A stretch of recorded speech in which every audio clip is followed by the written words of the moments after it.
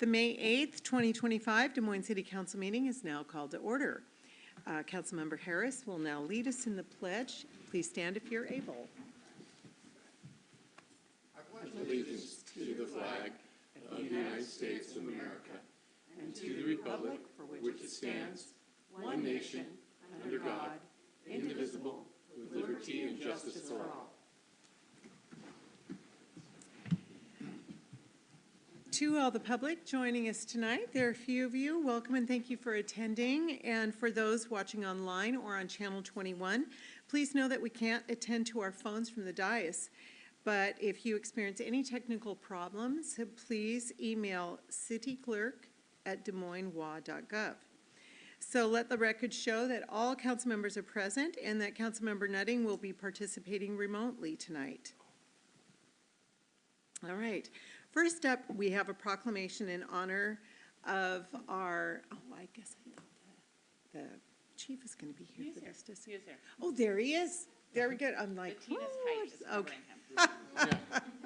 Okay, great.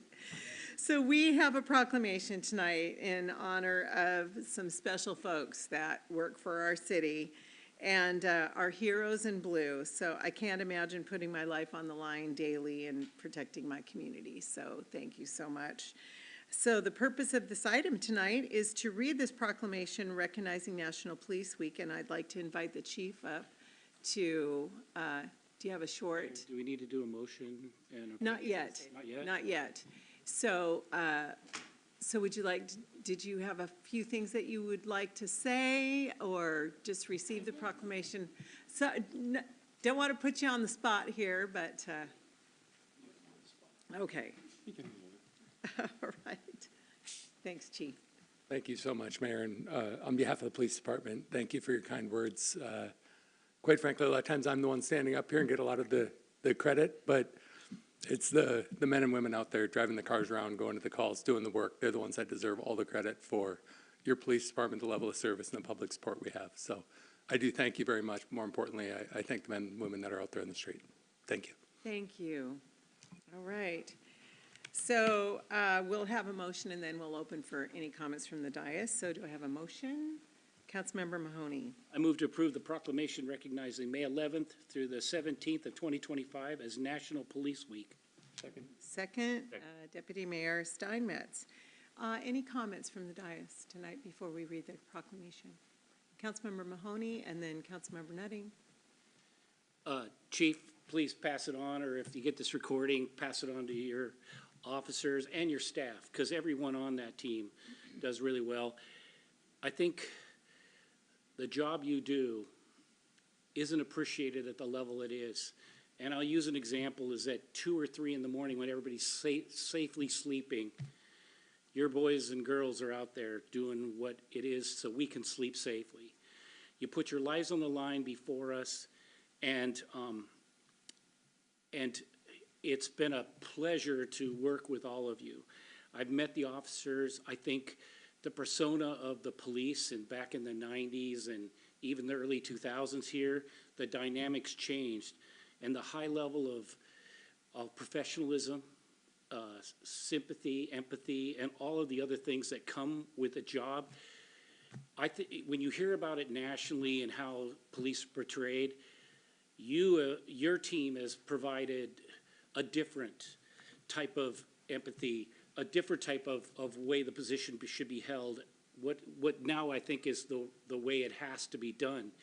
The accreditations you've earned, the fact that they're working right now and doing overtime at a level that's ridiculous, and we both know that, unfortunately, because I think we let you down, that I just can't say thank you enough to all of them, and I hope they get to see this, and I've truly appreciated it. The 7-some years I've been here, I have done ride-alongs, I've seen the professionalism, I've talked to many of the officers at all kinds of community events, and not once have I not left being more impressed than I was even before. The caliber you hire is at the utmost professionalism, and I just want to thank you, and I'll recognize former chiefs that also did a great job to create the culture here. But thank you so much. Thank you. Councilmember Nutting.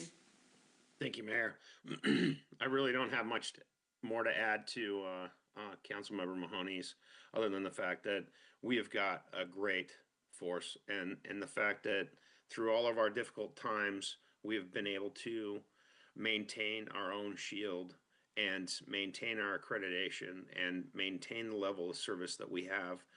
And it just proves that our officers love our city, even though most of them do not live in our city. They serve to protect, and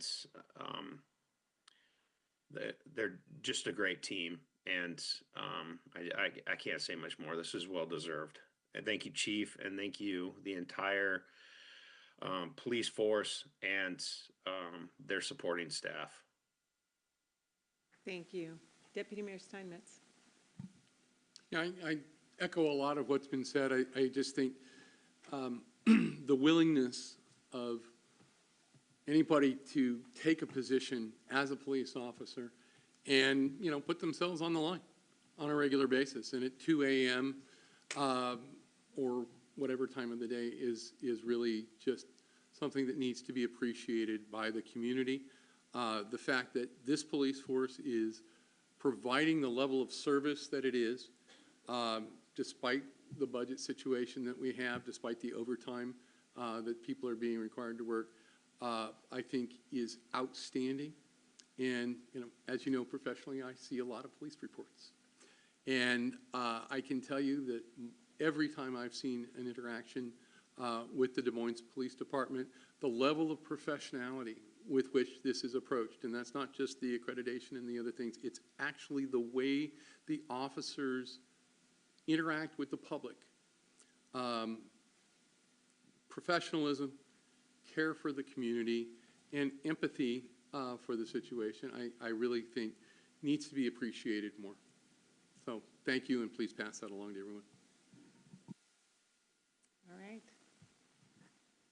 Well, ditto. I love you guys, every one of you, and I hope you feel it. And same with, I see the demeanor and the care, and the professionalism. Appreciate it so much. And the strategic and creative thinking, stuff that gets brought forward as far as policy. How are we going to solve these problems in a unique way? If we're strapped with capacity, appreciate that too. So thank you so much. All right, without further ado. Whereas in 1962, President Kennedy proclaimed May 15 as National Peace Officers Memorial Day and the calendar week in which May 15th falls as National Police Week. And whereas the dedicated men and women of the City of Des Moines Police Department dedicate themselves to protecting the lives, property, and rights of our residents, upholding the law with courage, integrity, and professionalism. And whereas these officers serve as guardians of our community, responding to emergencies, fostering public safety, and building trust through their commitment to justice and compassion. And whereas it's important that all citizens know and understand the duties and responsibilities of their police department, and that members of our police department recognize their duty to serve the people by safeguarding life and property, defending them against violence or disorder, and guarding the innocent against deception and the weak against oppression. And whereas our police department has grown to be a modern and well-respected law enforcement agency which unceasingly provides a vital public service. And whereas U.S. flags should be flown at half-staff on May 15th for Peace Officers Memorial Day in honor of all fallen officers and their families. Now, therefore, the Des Moines City Council hereby proclaims May 11 through 17, 2025 as National Police Week. Signed this 8th day of May, 2025.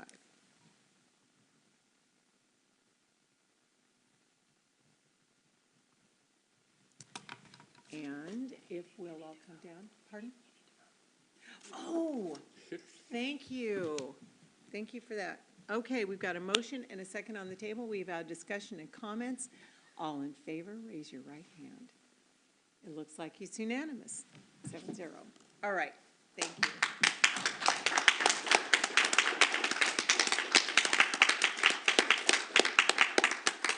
So we have the proclamation, and we'll have a photo up if the council would like to come down. And I don't know if you want to take it in front of Councilmember Betting. You want to stand in front of him? Stand in front of Kevin. Yeah, you'll have to smile there, Councilmember. Kind of looks like the Lord of the Rings or something.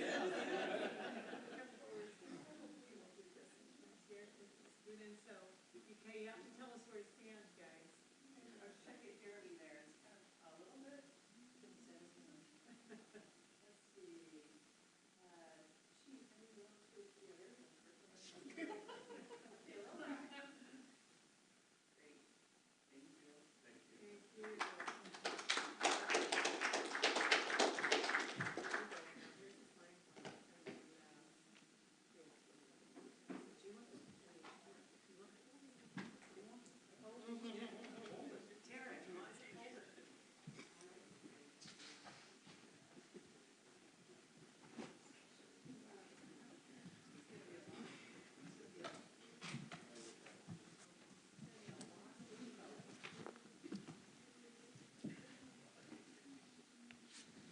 Okay. All right, next up, we have an executive session. The council will now take recess to executive session for the purpose of discussing potential litigation under RCW 42.30.1101I, and also property acquisition under RCW 42.30.1101B. Normally, this item would fall later in the evening. However, we are hosting outside legal counsel this evening. The session is expected to last for 30 minutes until 6:42.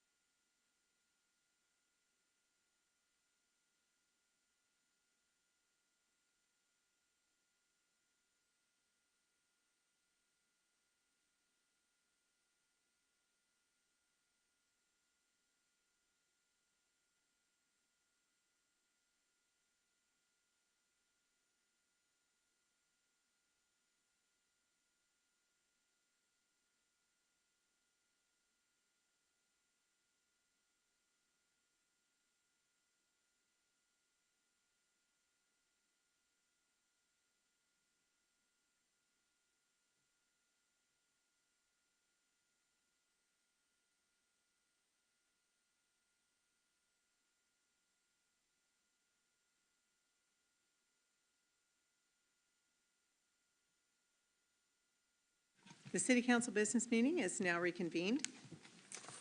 All right, next up, do we have any correspondence not previously received by the council? No, Mayor. All right, thank you. Now it's time for comments from the public. We ask that you keep your comments respectful, and please recognize that any person speaking or acting in a way that's disruptive to the meeting will be removed. You'll have 3 minutes to speak. Please state your name and your city of residence. I don't have anybody who's signed up. Is there anybody in the audience who came tonight wishing to make public comment but did not realize they needed to sign in? All right. And Travis just walked in. Travis, I'm just going to give it where it's time for public comment. Did you have any public comment prepared tonight? Or you've got a presentation, right? Or later? I'm ready to answer any kind of questions you have about farmers market. We're not at that point yet, so good. Just trying to give deference to everybody in the room, so thank you. All right, with no public comments, next up is regional committee reports. So this would normally be the place where we would allow the committee chairs to report out about committee discussion, but because we are now piloting a committee of the whole model, we are currently not operating with committee chairs. However, several council members do serve at regional tables, and this will be an opportunity for us to share about discussions and policy that are of interest to or impact our community. Do any council members have a report? Councilmember Mahoney, go ahead. Thank you, Mayor. Today was the PSRC Transportation Board meeting, and I'll keep this quick and short. We kind of did a high-level overview of what the Washington state budget's looking like for transportation. And with federal funding and everything else, everything they want to do is still 23% short. So there'll be choices. A lot of our projects don't appear to be affected. It is a little problematic, though, and there's some challenges there. We went over some studies on safety and some of those kind of things, and bicycle lanes. One of the big call-outs, though, was particularly with the stories on ferries on the news and so forth, and some of us did the demo, there was a lot of positive, we got to do this kind of attitude towards passenger ferries, and we were kind of one of the ones in the leader. It was mentioned. We're working for a charging station, some of those kind of things. So they saw opportunity. So it was real positive in that regard, and that kind of is the short version of the meeting, even though it was 2 hours long. Right, thank you. Anyone else have a report out from a regional responsibility? Okay. Next up is the city manager's report with City Manager Catherine Caffrey. I'm going to pass the baton to her. Mayor and Council, the first item we have on there is Joe Dusenberry, one of our representatives on START, who I almost didn't see here because he's back at the staff table. We recently attended a meeting at the SeaTac Airport regarding START, which is the Stakeholder Advisory Roundtable Committee. It's cities, community members, representatives from the airlines, the port itself, who get together to talk about various airport issues. This was an unusual meeting in the sense that it was really about goal setting. It was a closed meeting as well. And so we wanted to report out kind of what happened at the meeting. And then Joe has some thoughts also as sort of like the path forward. So I'll turn it over to him. Thank you. And good evening, Mayor and Council, council members. Okay. All right. I'd like to start by thanking you for my appointment to the SeaTac Area Roundtable, known as START. I've completed 1 year now, and it has been interesting finding about how the airport works, and more importantly, how it's regulated by the various agencies like the Federal Aviation Agency. As you know, each of the 6 cities surrounding the SeaTac send 2 community representatives appointed by their councils and 2 staff members to START. There are 2 working committees, one for noise and airport operations and the other for federal and state policy. START also has a steering committee composed of city staff and members and airport staff. The steering committee sets the agenda for the meeting. And as the city manager said at the last full START meeting, the only agenda item was a discussion about what the members thought about the structure of the meetings and the usefulness of the information presented, with the follow-up question, what changes would you make going forward? That started a long and somewhat contentious discussion. At this point, I've got a couple of things I'd like to tell you about, but when I'm talking to my friends and neighbors about this, I usually try to tell them what is my opinion and what is actual factual data that I get from this port when we're at the meeting. So largely what follows is my opinions. There's two parts of the discussion I'd like to tell you about. First, the qualifier, the information that the staff, CTAC staff brings to START about the operation of the expansion plans at the airport, that it's interesting and has some valuable information. But the presentations are information only. There's no part where they say, hey, what would your community like to see? You know, there's no part they don't ask us, you know, if we ask why, or could this be different, or why are you doing it this way? We're quickly answered by reference to some long FAA regulation. There were some comments about the disconnect between the steering committee and the community members.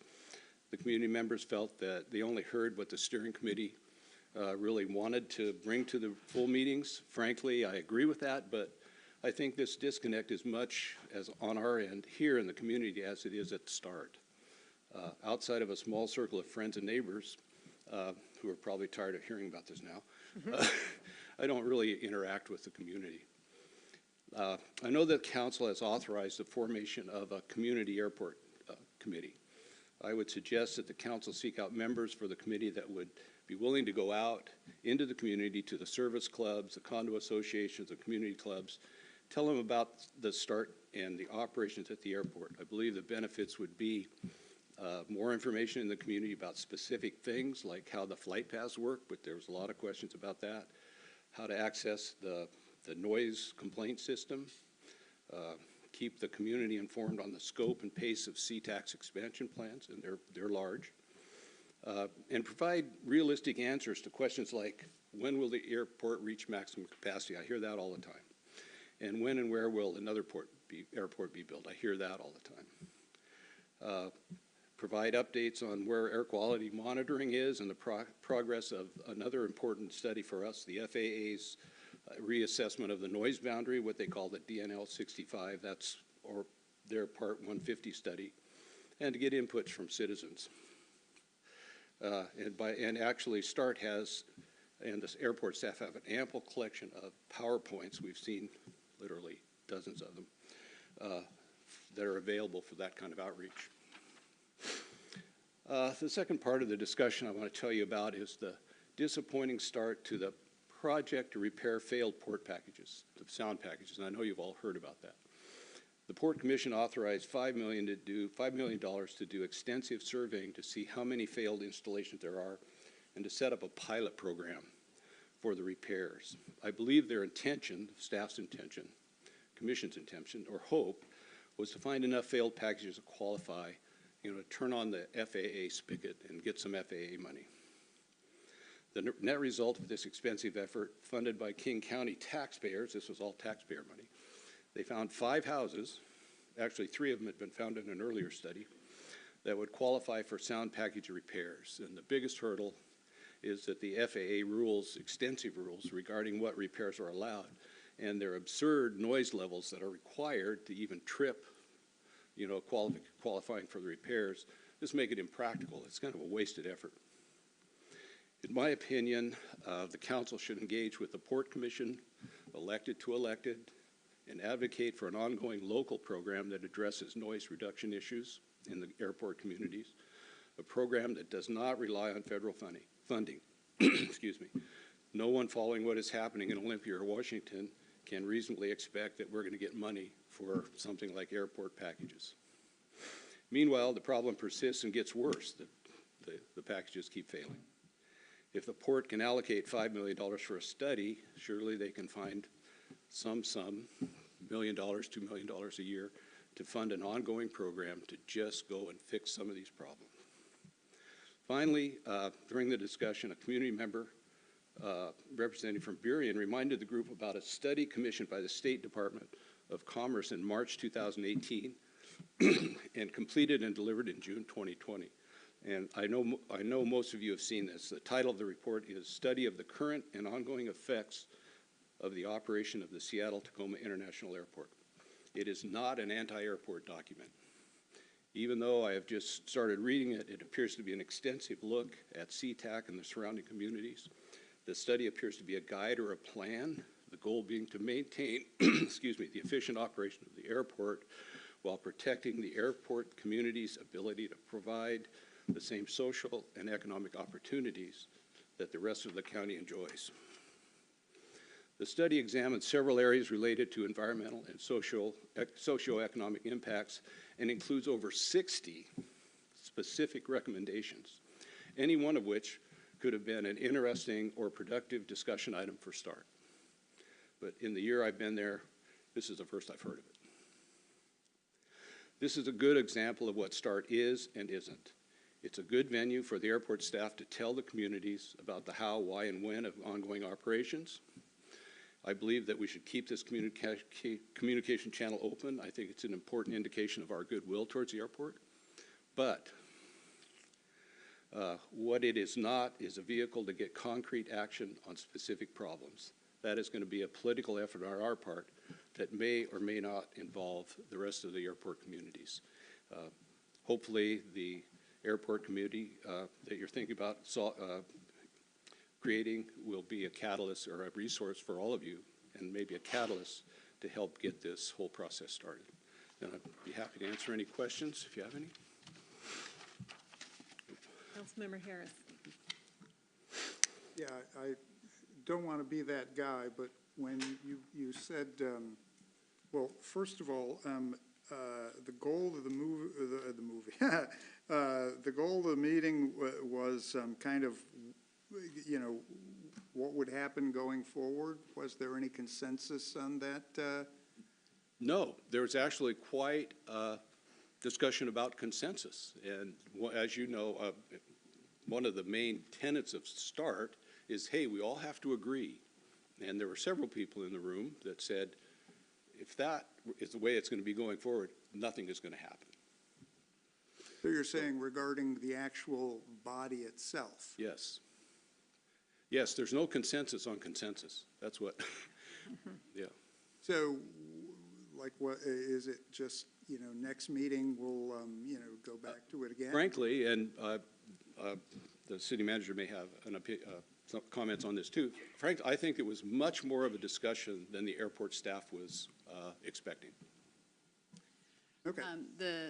The consultants that they use that facilitate the meetings have reached out to the city managers at each of the cities, and so I have a call with them tomorrow that I think is sort of a recap and figuring out next steps. But it was like opening up Pandora's box of some real big issues, and then it was 7:30 and time to be done. Oh, because I looked at the agenda and it had all these things about refreshments afterwards, and I was expecting some kind of congenial. Okay, two other really quick things. And again, I hate to be that guy, but when you say the FAA allowing, you know, sound insulation, you use the word allow, and I always have to hop on people. The port is legally allowed to pay for any sound insulation or HVAC stuff that it wants to repair on any system that it previously installed. I'm trying not to get too rhetorical, but we were just talking to lawyers, and it's like you're in a room with lawyers for one side of a negotiation.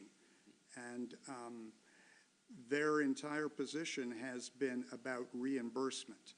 They don't portray it that way, however. In other words, they don't want to pay for things without assurance that they will be reimbursed. But that is not the same thing as the ability to do so.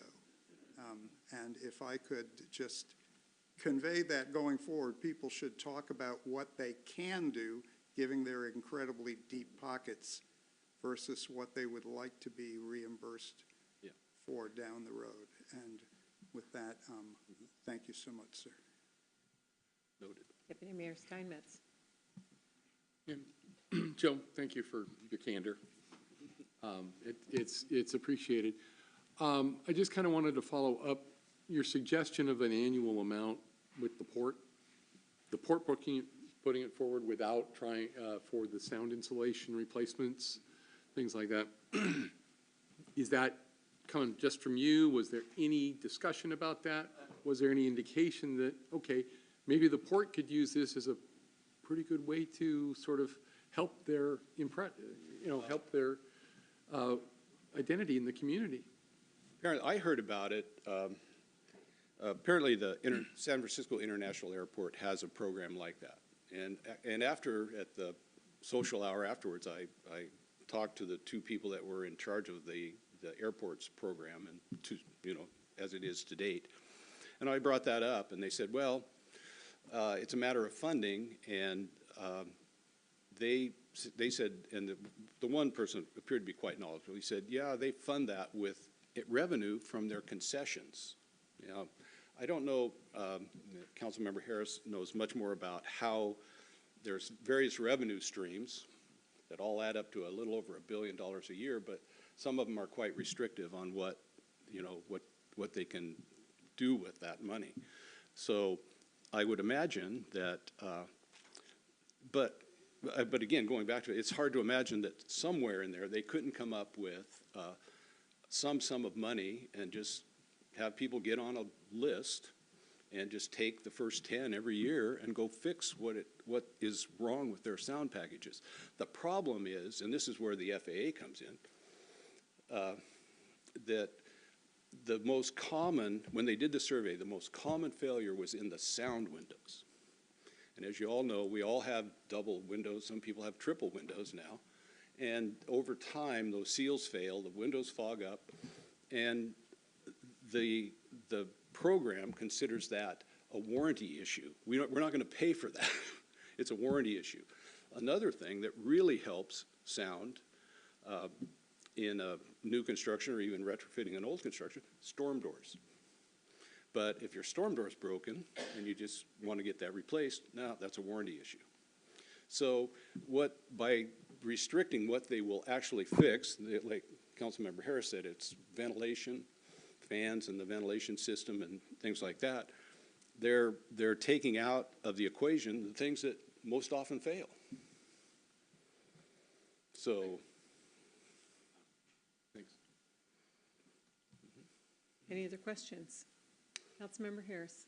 Well, just to be clear, they totally can replace doors and stuff like that. The city of San Francisco County, it doesn't matter whether it comes from snack machines, parking, rentals, whatever.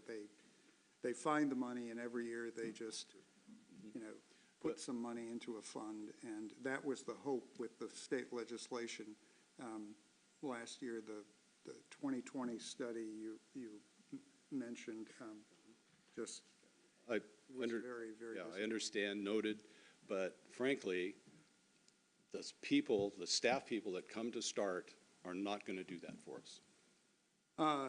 No, I get it. What I appreciate about your participation is that willingness and eagerness to provide this information, because frankly, there's always this information asymmetry. There's just, and without someone like you, it's even more challenging to get anything out into the community about what's possible. So if I haven't been gracious enough, thank you, thank you, thank you. Don't worry about that. Right. Looks like we're good. Thank you so much, Joe. Appreciate you being here. Oh, did you have something? Okay, looks like there's another question for you, sir. Councilmember Oxiger. So when you said that the START committee, they're expecting consensus or unanimity? Well, Yeah, because I was the one that initially said I thought having 100% consensus was unrealistic. So apparently in the START guiding documents, they only move an issue forward if 100% of the committee agrees. And so I was the one that I think sort of raised the point that sounds nice, but is kind of ridiculous. I mean, inherently, the port and the cities are not going to agree on lots of stuff. So then those issues never get to move forward. So we raised that. It did kind of open up I think, more discussion than the port staff was ready for, and there was no resolution on that. So, but the determinant of whether or not the degree of agreement is with the port or is it with the FAA? It's with everybody in the START, like, group, which includes, like, airlines, port representatives. And so I just use the port because, I mean, I think that's really the crux of the conflict. Well, that's a recipe for divide and conquer. I mean, that's, you know. Is this something that you had mentioned, electeds to electeds discussion? Is this something that there would be a value in taking this up with the port commission?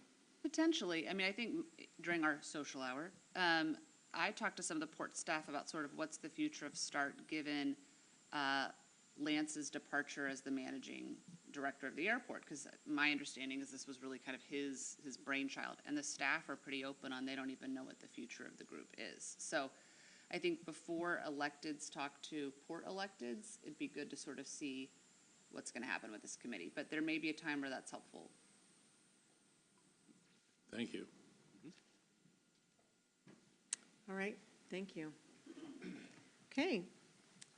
Okay, our next item, thank you so much, Joe, is Bonnie is going to give a super brief update on administrative services as she comes up. It is her birthday on Sunday, so I think a certain harbor master has something for her. As he does that, we... Every year. I know, I heard this is apparently the thing. Oh, I don't mean to sound ungrateful. Aww. You know how, like, Happy birthday to Bonnie. you know, that's very sweet. Thank you. Thank you. They're from all of us. Thank you, everyone. That's very sweet. Aw. Thank you. So as she gets ready, real quick, why we're doing this. So council, several of you, and it came up even in my kind of first evaluation from you all, have asked for more regular updates on operations in general. So we are doing these when we can fit them in. Oh, that's the... So, you know, Mike did one on Public Works recently, Chief Bo did one. So we're going to add these onto agendas when time allows. And Bonnie's going to be pretty quick because we have a lot of items tonight.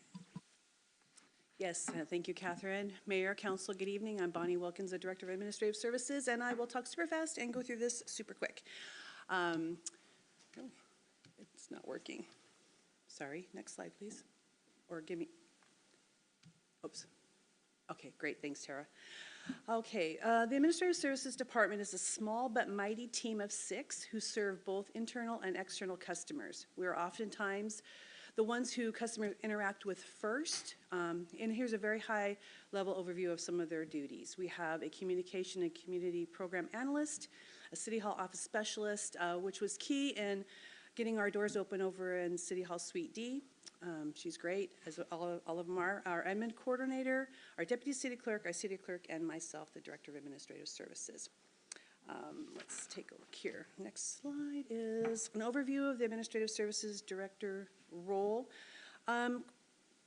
There's a list right there, but really emphasis right now on communications and branding. As you know, you've selected your logo last week, so we've got those files coming back to us soon. And we are working really hard to make all of our social media and our output to the public uniform, looking good, looking professional, and we're super excited to start using that new logo. With that, the website design is coming soon. We should have something coming back to council in mid-June, and we're working through right now scoring all of the submissions that we received back from companies. And my favorite one at the very bottom is other duties as assigned. The city clerk's office. This slide is also including both our city clerk and our deputy city clerk, and also with our admin assistant. They're all right now doing a lot of cross-training, and pretty much everything that happens here tonight comes out of the city clerk's office, and it also includes a lot of the follow-up materials, all the ordinance publications, the packet materials back on the website, those kinds of things. We also have records management. We're working really hard. Our city clerk's office is working really hard with other departments to help manage all of the massive load of documents that we have out there. We'd like to get that down to a more manageable, less risk for the city when we have public records requests. And what's not also on there is other duties as assigned. The city clerk's office is often at times a real starting place for a lot of people. They don't know where to go, what questions to ask, and who to ask it to. The city clerk's office will start that off and get them to the right place and/or see what they need to do to get them the help they need. And of course, you know me, I love to give public record statistics. And so here's a 2024 to 2025 comparison, although it's 2024 year to date. What's really interesting to note is we did 2,113 requests last year. That equated to 2,453 man-hours, and a normal work year is 2,080. So we can say that, you know, 1+ to get those records done. And the city clerk, the deputy city clerk, and the admin assistant all work when they can. And we have you know, our deputy city clerk is our dedicated public records person, but they all pitch in to get that huge load processed. We still have a few outstanding from 2023, a few from 24, and the rest are from 2025. And we have right now 63 requests open and active out of the 628 we received so far. And our current projects, as I mentioned, our website design development is coming in June. We're super excited, and we increased our public records fees. Starting off some, you know, slow, but we're going to get there. It's not going to be zillions, but it might be, you know, thousands. Passport services, we've been approved by the state. We're just waiting. They're on a kind of a moratorium on locations, so we don't know when that will come back, but that's hopefully a goal very soon. We're working with legal on notary services to get that out to the public, and of course, always researching other revenue generators. One of them is maybe a copying service, but you know, this is just a little sample of what we're always thinking about, how to make more money for the city and reduce expenses. And is it? Thank you. Any questions? Councilmember Harris. Well, first of all, so it's Public Service Employees Week, and so. Correct. And my birthday, don't And your birthday, yeah, so, you know, you just have them both, came you know, first? it's I don't hard to know. tell which is, this has absolutely nothing to do with, but because essentially you do everything. What would be involved with getting Orca cards, a dispenser of some kind? I nag about this periodically, and this just seemed like a spot to, because the number one thing that I hear from people regarding transit is getting that initial, in other words, once you're in the system, it's like you never, I haven't had to use the card, like, I can't remember, I don't even know where it is. But you have to like get the thing, and if there was a kiosk or something somewhere around, not saying it's a moneymaker, but just because you have the thing. Well, years ago, I like to say that because you know, when you're here 1,000 years, you can say that. But we did have an outlet up at the senior center, activity center now, but they did have a time when they were selling Orca cards and renewing them up there. So it's just a check-in with Sound Transit, see if we can make that happen again. Real quick, all 3 light rail stations will have them. Angle Lake does, so Great, thank you. you can just inform people. Perfect, I thank you. think it'd be too close proximity for something like that. Thanks. Noted, thank you. Thanks, Bonnie. Looks Thank like you very there's, much. Any other questions? No, and Councilmember Nutting, you're good? Okay, Thank you. good. Thanks, Bonnie. All right, that concludes my report. Wow. Earlier, we were noticed, it has changed. We were going to have a discussion on appointed committees in this segment, but that has been moved to later in the meeting. So moving on to consent. Would the city clerk please read the consent calendar? Item 1, approval of vouchers. Item 2, approval of minutes. Item 3, addendum 2 with Moffett Nickel Engineering, LM and NDOC replacement project. Item 4, North Hill Elementary Walkway Improvements Project Consultant Contract Supplement Number 1. Item 5, 2025 Des Moines Farmer Market Agreement, and that concludes the consent agenda, Mayor. Thank you. I do have a motion. Councilmember Nutting. I move to approve the consent calendar as read. Do I have a second? Deputy Mayor Steinmetz for the second. Is there an item that a council member wishes to pull? Councilmember Harris. Item number 3. All right. Any others? All right. So we'll vote on items 1, 2, 4, 5, 1, 2, 4, and 5. All in favor, raise your right hand. It looks like it's unanimous. Thank you very much. Councilmember Harris, go ahead with item number 3. I'm so sorry. So, should I be nervous in any way about timing or any further overages? No, sir. This, Well, thank you. I guess well, really quickly, thank you, the city manager, mayor, deputy mayor, and council, Scott Wilkins with your Des Moines Marina. This ask tonight is actually for work that has been done. As you know, we were in that hiatus for a year and a half because we didn't get our permits. And in that time, we had to go back and do more mitigation. There was code changes in all the electrical. There was multiple meetings for over a year with the federal agencies and all the other things, and all this added up over time. And then Moffitt Nichols had to redo the whole plan that we hadn't set, the bid packet we hadn't set. If you remember, a 2x4 cost $2, and not too long ago it was $12. So they went back and redid the whole thing to get to where we went out to bid in January this year. And as you know, it came in under budget. Everything's good. So this money is for that work that was done before we finally went out to bid. But the project itself is on track. I've been reassured. I'm still getting whiter hair and less hair because I worry about it every night, but I'm being reassured everything's on track. Well, you look fantastic. How's that for reassurance? But no, my concern is sludge. Yeah. And, you know, that's my, I think you know what I'm talking, I'm just basically, it's like, it's not this thing. It's just like, is there any kind of, you know, A, B, C kind of deal where this will slow up any further ECOs and then Quig does this thing? No, this was going to be kind of put this into a combination. We backed it out. We said, I want to finalize this contract, be done with it, move forward with the construction project, and I will be coming back with some consulting services, but we are still on track. Sweet. Thank you. Thank you for indulging my Thank you. paranoia. Thanks for bringing me up. You know me how I love it, so. Any other questions before the motion? All right, Councilmember Harris, since you pulled, I'll give you ops for making the motion if you'd like.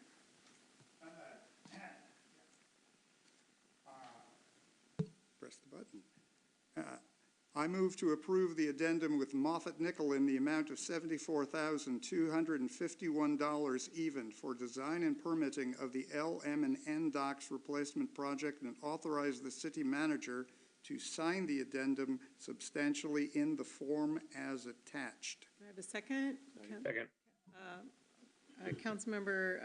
Deputy Mayor Steinmetz for the second. Since we already had discussion, all in favor, raise your right hand. Looks like it's unanimous. All right, thank you very much. Thanks, appreciate that. And Travis, I want to just say congratulations that your item was not pulled, so we don't have any questions for you. You have patiently waited for this to be approved, so congratulations and thank you for your time. Thank you for coming. And just to acknowledge your great work, thank you so much for managing this magnificent nonprofit in town and providing the entire community with this really cool feature down at the waterfront. Appreciate you. Yeah, thank you. Okay. Next, we're moving on to unfinished business, and the first item with unfinished business is middle housing. And the purpose of this item is for the council to receive a presentation and continue discussion of middle housing elements for inclusion in the comprehensive plan. Looks like we have Laura Tachico and Rebecca Deming coming up. Great, thank you. So this is mostly the same presentation. We've updated a few slides from the May 1st meeting. So middle housing, just to recap, in addition to accessory dwelling units, there were 2 House bills that the intent was to provide for additional housing types within primarily single-family zones and lower density multifamily. So we were looking for feedback on 3 different topics. How many units to allow per lot, some discussion on scale and unit size for accessory dwelling units and cottage housing, and then parking requirements for middle housing and ADUs. So the discussion we summarized here at May 1, we got most of the way through the, do we count accessory dwelling units towards the maximum number of units per lot? The middle housing bill, as a starter, requires that we allow up to 2 middle housing units on each lot. The bill states that you could get up to 4 if you are within a certain distance of transit or if you have affordable units in there. But once you overlay that with ADUs, it gets complicated quite quickly. And so initially we were looking at, more simply, could we just say a maximum of 4 units, middle housing, ADUs, that one single family home on every lot regardless, because you're going to start overlapping there. And then there was a discussion amongst a number of cities, and the earlier ADU discussion was if you have a larger lot, could you get more units? And so one way that another city or more have approached that is, maybe we allow 4 units per lot and or 24 dwelling units per acre, whichever's greater. And that would just by simple math there, allow, additional few units depending on how big your lot is without getting too complicated and trying to come up with a chart on what might be allowed there. So it's kind of where we left off. There was some discussion on, is there a maximum on number of accessory dwelling units and how many to allow there versus middle housing. One approach there is potentially if you cap ADUs at 3, then any additional units would be middle housing types, which have the full impact fees. They have potentially a little more parking requirements. And so I don't know if there's anything else you wanted to add, so just, is this still kind of the direction we want to take on this? Is there any additional discussion on this particular item? Because we ran out of time.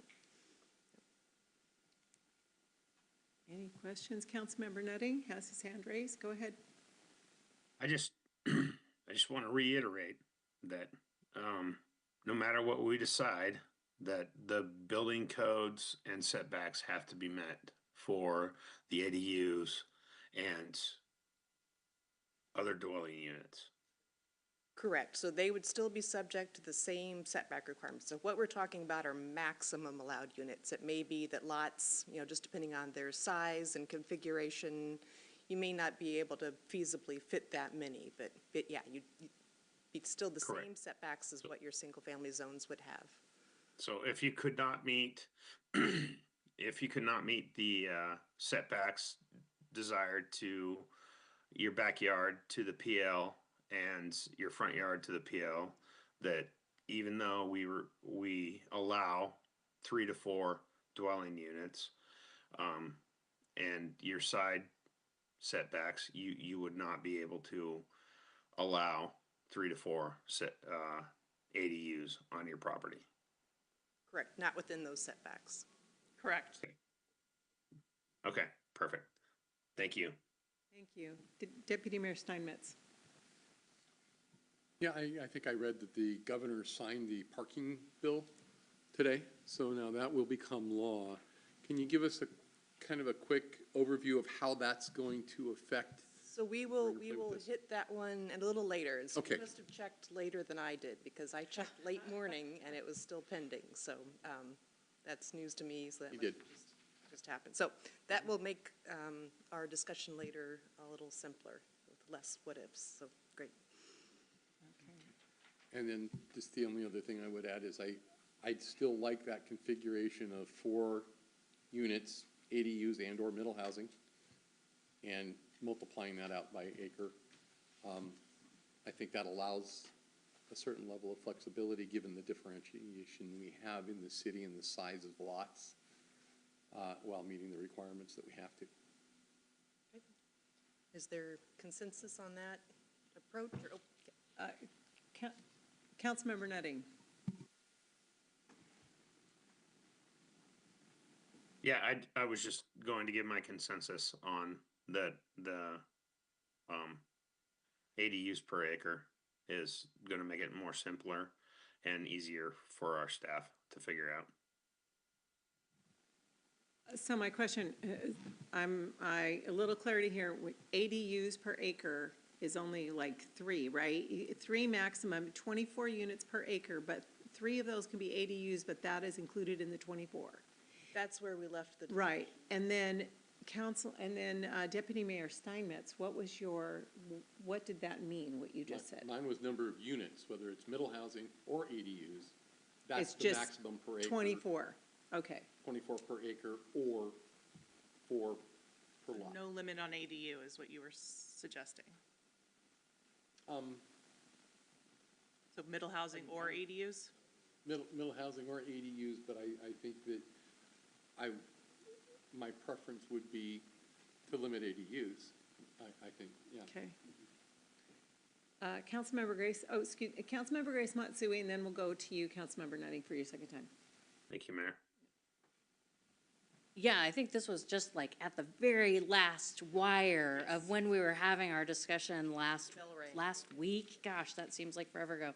So yeah, I think we were talking about the limit, and then if folks wanted to increase the amount of smaller size dwelling, that we would encourage them or even require it to be the cottage style. Mm-hmm. And or other middle housing. Or other middle housing, great. So there still is that limit on the ADU, and to move towards looking at the benefits of cottage or middle housing style. Correct. So I think we kind of reached consensus on that last time, I hope, but again, then the bell hit and everyone ran out. Okay. I'm gonna grab Councilmember Nutting first, and then Councilmember Harris. Thank you, Mayor, and I'm in the same consensus with Councilmember Grace Matsui that what I remembered was the cottage style, which we agreed on. So I'm comfortable with that moving forward. Councilmember Harris. Okay, just because we talked about this Kent kind of a thing, and then I heard that there would be possibly, maybe we don't need to talk about it, but what we're talking about now, 1 main unit, 3 ADUs, and then up to 24, which would be some form of middle housing. Can we get this into like a? Right, so someone can choose either 4 units on your lot or 24 units per acre, which is what Kent is doing. That's the Kent model. But within that selection, you can only have 3 ADUs. So if you want more ADUs, they have to be in a middle housing type like cottage housing. Okay, good. No, I just wanted to make sure that everybody, you just set it back, and great, thank you. Great. Looking for other hands. My only comment is in regard to the parking, I would prefer higher requirements than the state. So go with the state, but I wouldn't go any less. Yeah. That's the third. Yeah, I wouldn't, but it sounds like that's going to be brought back as another segment of discussion after Yeah, you. we're going to the next unit size discussion now. Okay, all right. Just to round out, and I'm not advancing here. Oh, there we go.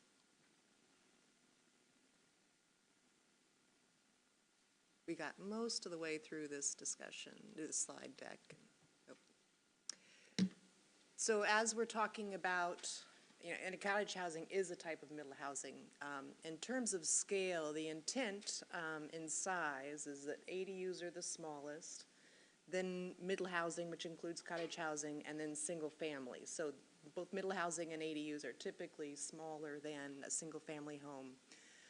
So when we had the ADU discussion, our current code says that the size of those are between 350 at a minimum to 800. The state says we need to raise that maximum to 1,000. There was some talk about, some talk and consensus about raising that 1,000 to 1,200. But then considering cottage housing being kind of an overlapping but slightly larger A lot of cities have gone to, you know, kind of overlapping those. So if we're going to go with a 350 to 1,200, maybe for cottage housing, looking at something like 800 to 1,600, or, you know, sliding either of those scales up or down a little bit, but just to distinguish ADUs of cottage housing, but also, you know, trying to ensure that when somebody's proposing a cottage housing assortment, that they're not, you know, array of 3,000 square foot homes around a, you know, small. So they're meant to be around 1,200 square foot is kind of the average. So this is the next area of feedback we're looking for, is kind of relative scale of each of these housing types. Okay, Councilmember Nutting. I'm fine with what's proposed on the cottages and ADUs. That's all I have to say. Thank you. Thank you. Other questions? Councilmember Harris. You know, this is probably too big of a thing, but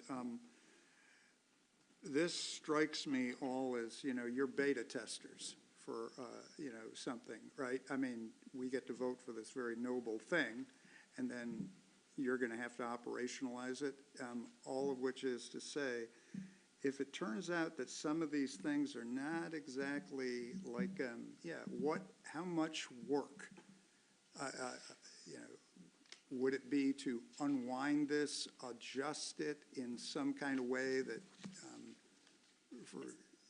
Something like that is not too difficult to bring back a code amendment. That's the right answer. Thank you so much. Councilmember Grace Matsui. Thank you. I do like, oh, I'm sorry, the presentation's gone. But I have it here. It says here that the proposed for the cottage style housing is 800 square foot to, as a minimum, and up to 1,600 square foot as a max. And then we propose that it should be somewhere above, but possibly overlapping with an ADU, but less typically than what a single family home could be. And I think that that range of 800 to 1,600 provides a lot of flexibility. That someone who came in and wanted to either develop an entire acre or half an acre into something like that, they could choose the size and see what works out for the geography and the layout of that build. So I'm happy with that, and of course that means that we'll see a variety when they get built, because people will have the opportunity to make those types of choices. Is that good? Any question? All right. Comment. Okay, I have a couple. Are there height limits on these? Are they standard residential housing? What's that height limit? Just like setbacks, it would be the same 30-foot height that the single-family zone. So you could have a pretty small footprint. Let's say you take cottage housing of 800 square feet, divide that by 3.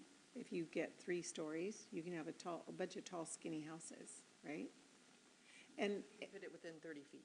and pardon? You can fit it within 30 feet of height. Yeah, yeah. The residential homes have 3 stories here, right? Then I appreciate the small cottage. What that does, the 800 square foot allows people with a larger lot to get more of them in that are cottages versus ADUs. In other words, let's say you want 1,000 square foot units, you can call it a cottage instead of an ADU, and you can get more of them on a lot. Correct. If they're all the same size. Okay, and so the benefit of reducing that 800 square foot, if you wanted, is that would even just increase that ability for people to get more cottage housing. If you wanted to do that, what do you recall from last week? I just remember being surprised at the number of lots in the city of Des Moines that would qualify for this acreage as acreages. Didn't you say there was I was surprised. There were quite a lot of lots that are larger lots in the city. Like we have there's about 8,000, just under 8,000 residential lots. And of those 8,000, there are about 2,300 that are over 10,000 square feet and 3,600 that are between 7,200 and 10,000. Now, we don't know how many of those are encumbered by critical areas and other things. We just got that number quickly off our GIS system. Right, okay. Okay, questions, I'm gonna take Deputy Mayor Steinmetz and then Councilmember Harris. And then Councilmember Nutting, thank you. Yeah, I just kind of want to clarify, because your question actually made me wonder. So are the 800 minimum and the 350 minimum, is that the footprint, or is that the total size of the building? Total size of the square footage of the building. Oh, well, let me rephrase that. Not building, because you could do three up. First story and second story. Okay, so each story could be, but they would be separate ADUs. You could have a 3-story ADU and have 3 different dwelling units, correct? That's where I'm getting confused. It would count if you did separate units, like if one of our, if you had stacked flats was an allowable use and you Right. did stacked flats, each unit would count towards your unit count, but you'd still have to meet heights and setbacks, but that wouldn't be cottage housing.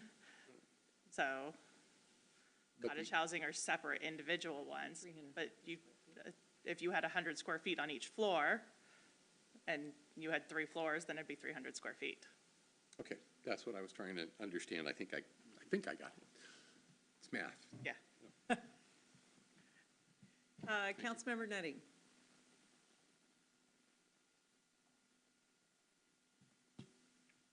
Thank you, Mayor.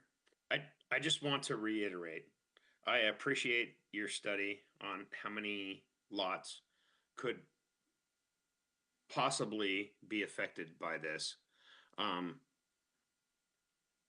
I just want to, I've had a lot of conversations in person with residents of the North Hill that are very concerned about this. Our setback policies and the state, the building code policies challenge this very much so. So in passing this, there is going to be several challenges in getting these ADUs, cottages, or anything in any lots, most of which on the North Hill are 5,000 to 7,000 square foot lots.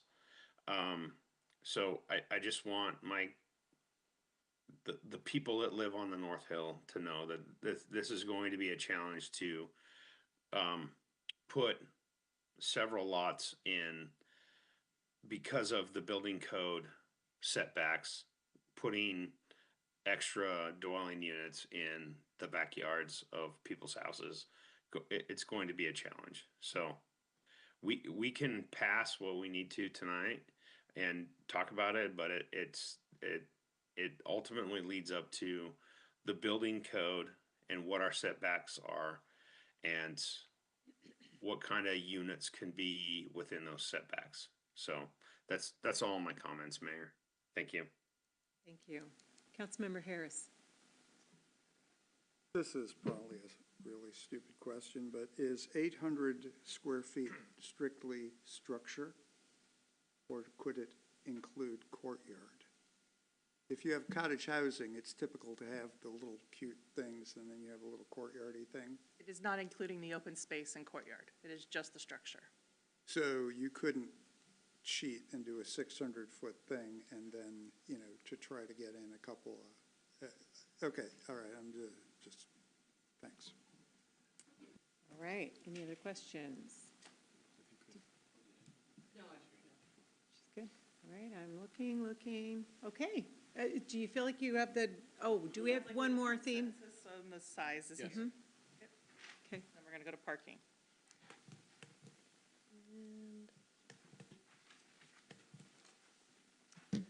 Okay, so the Middle Housing House Bill 1110 has parking requirements built into it as minimums. It states that if you're within a half-mile walking distance of transit, no parking, off-street parking requirements can be made.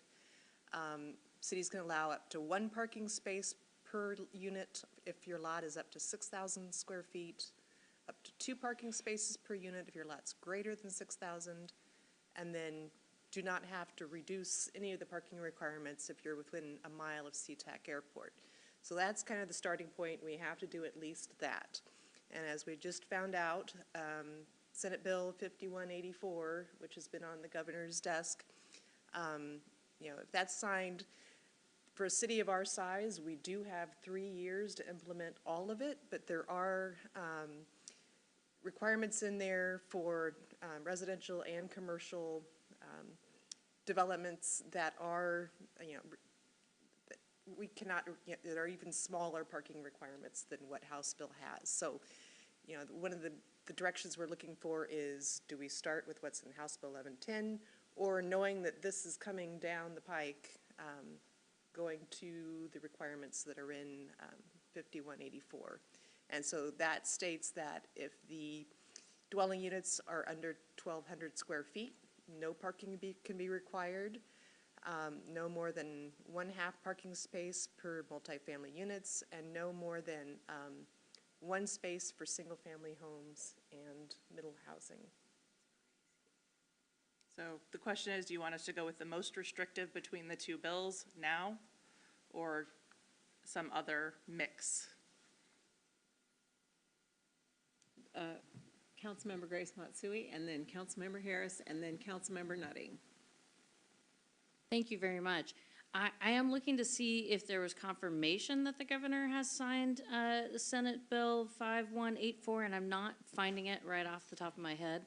And I'm not sure that it's, I think it's good to have the conversation, but I don't think it's been signed at this point. I'm looking at the legislative report. But I don't know that there is a high likelihood that he would not sign it. So it's probably one of the things that's good to have the conversation about whether or not, but it seems to me that leaning towards being in compliance with 5184 is probably the most beneficial. My understanding is the deadline Is for May him 20th, is May 20th to sign. So that will happen one way or the other, happen or not, before we bring the final draft ordinance back. So having that conversation now, if that happens, if it hasn't already, is appropriate. Okay, Councilmember Harris? So I'm looking at the further amend the parking code to comply with SB 5184. And is residence synonymous with dwelling unit? So when you say residence under 1,200 square foot, that's an ADU, it's anything. Any dwelling. residential dwelling unit under 1,200 square feet would not require any parking. And when you say multifamily units, how are we defining those? I mean, is that a cottage or is it attached? Under Commerce's current interpretation, middle housing, which is what we're discussing now, will fall under single family. So that falls under the 1 space. So Okay. not the multifamily is not what was being interpreted for this cottage housing and this middle housing. That would be true apartments and other true, multifamily uses. So cottage housing and these townhomes and what we're discussing now would fall under the single family requirements. Okay, I'm sorry to be so, but. No, just we interpreted it initially, even when we discussed it, and I actually talked to our legal team, we thought it would fall under the multifamily, but I actually talked to Commerce, and they specifically said, at a conference I was at, that it would fall under single family. So. Okay. Yeah, no, I just, I'm very comfortable with just going ahead with, complying with 5184. But I'm just, I just always have these gotcha things, so thank you for that. Thank you. Councilmember Nutting. Thank you, Mayor. I'm glad to hear that it falls under single family. Being a part of several projects that were right next to transit stations that served light rail and seeing cars parked along the road in hardscapes and other things. I would not support this. I don't support this, even being a part of single family, being in a neighborhood that most off driveway parking is in the public right of way with the ability to house as many people as you can in whatever the single family dwelling unit is, plus the ADUs. There's just not enough of public right of way to accept off-site parking, and so I can't support this. This is a ridiculous requirement from the state that we enact. It's just not possible.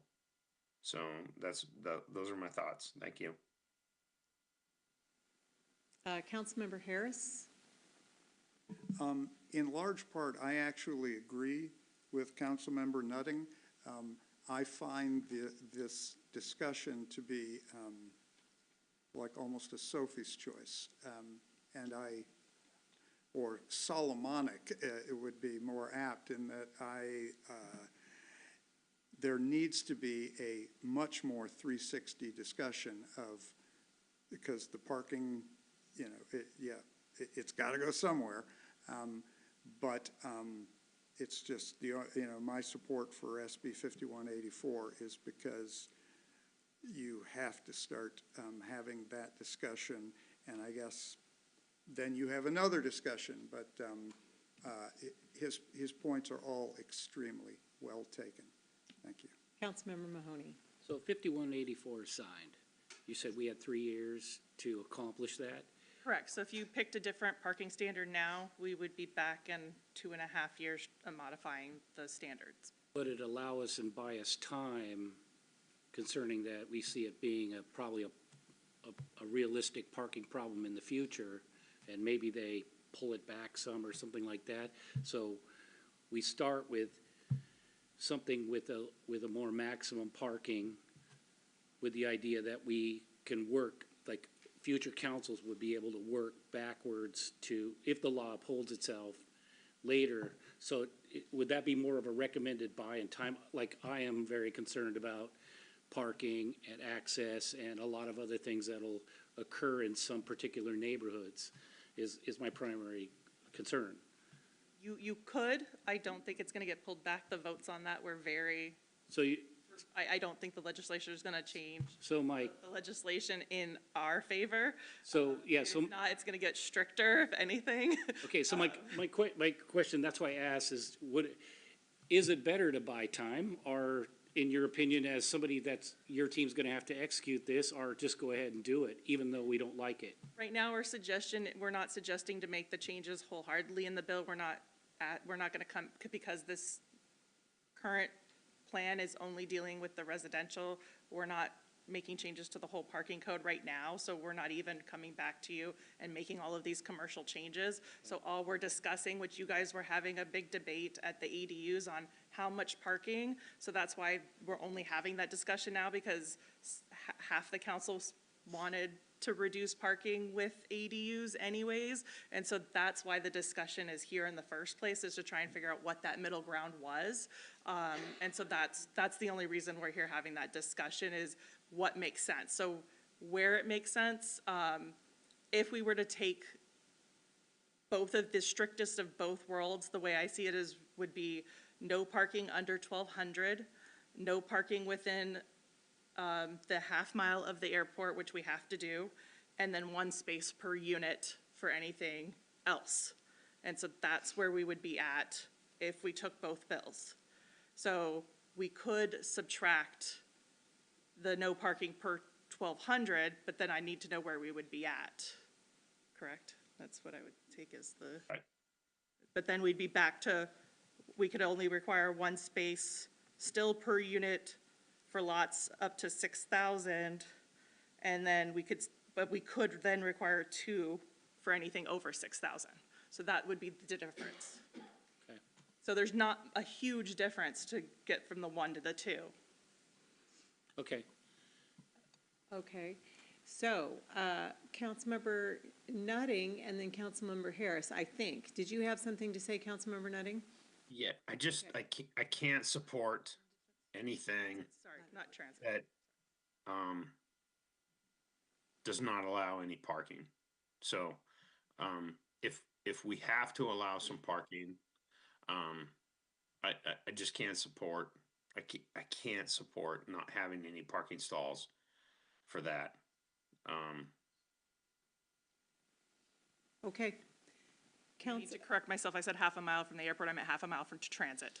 Major transit. Major transit, correct. I'm sorry, Mayor. I just, unfortunately, I've been in projects that those rules have been applied. And unfortunately, here in the United States, we love our cars too much. And even if we are right next door, less than a half a block away, we still have 3 cars for a unit, and it doesn't matter. And so I have to protect my residents and constituents by saying that I can't support a 0 parking spot. Okay, now I'm forgetting the hands at this point, so I think Councilmember Harris had a hand, Councilmember Grace Matsui, and then Deputy Mayor Steinmetz. Yeah, thank you, and this is more rhetorical. I said before, this is a beta test, and we don't know what the adoption rate will be. However, what we're seeing with regard to tariffs, and the market loves certitude. And what I have noticed in my time here is that we have things, we put them off, and people are constantly saying how they're blindsided about this, that, and the other thing. And to my mind, if we vote for this now, it gives us a couple of years to start first of all, it's simplicity, and then it gives us a couple of years to educate people that this is happening, folks. You know, it's better to get started now and try to develop that better behavior slowly over time. Thank you. Councilmember Grace Matsui. Thank you. So I want to make sure that we're talking about the decision and guidance that you need from us today, and that is about middle housing that we have to turn in guidance to by June of this year. And it doesn't have to be about all these other commercial spaces, senior housing, childcare facilities that are also encumbered, a part of the Bill 5184. So we can take that off the table and not think about those things, but we do want to think about now the parking requirements that we might have for middle housing that we need to finish by June. That's correct. Okay, so the question now is, should we go with the ones that we've already discussed and came to pretty much a consensus on for House Bill 1110, which we can sort of extrapolate and keep in place and already apply, or do we need to make changes to this, anticipating that maybe 5184 is going to pass or be signed by the governor? So my understanding is we did not have a consensus out of the ADU or parking at the last meeting for parking out of middle housing. 1110 is a minimum that we have to meet, so we need to understand whether we want to just stick with both 1110 as our base for parking throughout the city for both ADUs and middle housing, and that's our standard, or whether, you know, we want to be more lenient or more restrictive. Okay, Deputy Mayor Steinmetz. Yeah, I mean, I share a lot of people's outrage about these standards. I mean, it just seems crazy. I understand the motivation, which is that they want to push people towards transit, and not have cars. But they haven't fixed that transit piece. And so doing a lot of this now is really just going to strand a lot of cars out on streets and much more parking around neighborhoods. And it's going to be really, really difficult on a lot of people. That all being said,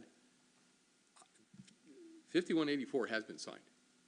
It's clearly reported in the Seattle Times as such. I have no reason to disbelieve that that reporting. That's the standard. And I do think there is something to be said for, okay, if that's what we have to do going forward, that's what we're going to have to do, because I agree. I don't think they're going to walk that back, even though there are going to be a lot of cities screaming. There already were. And the impetus from the legislature simply, and I disagree with this, but is that that's how they're going to push transit. And housing together to try to funnel people in getting around that way. But it just is what it is. And I don't think we have any other choice but to comply. And we should set the standard by 5184. And really, to all our constituents, if they don't like it, they need to contact their state legislators and let them know. Because this is crazy. Okay, so, I just want to clarify, our only decision based on Washington state law, if this is true, is we go with 5184, or we don't go with it and wait until our deadline. That's correct. So, and the deadline is 2 years, or 3? It's 3 years. 3 years. So right now, we do have an option. If we like more parking, we can say, just wait until the deadline, bring it back to the council in 3 years, because that's the deadline. And it sounds like we have a general frustration from the dais that says, we want more parking. I don't think anybody up here has said, let's go ahead and reduce parking. If we had the choice, if 5184 didn't get signed, I don't think anybody'd say, let's reduce parking. Okay, well, we got more hands. So let me consider here, we've had several opportunities to offer our opinion tonight, and we've had lots of clarity, and we do have more business to do.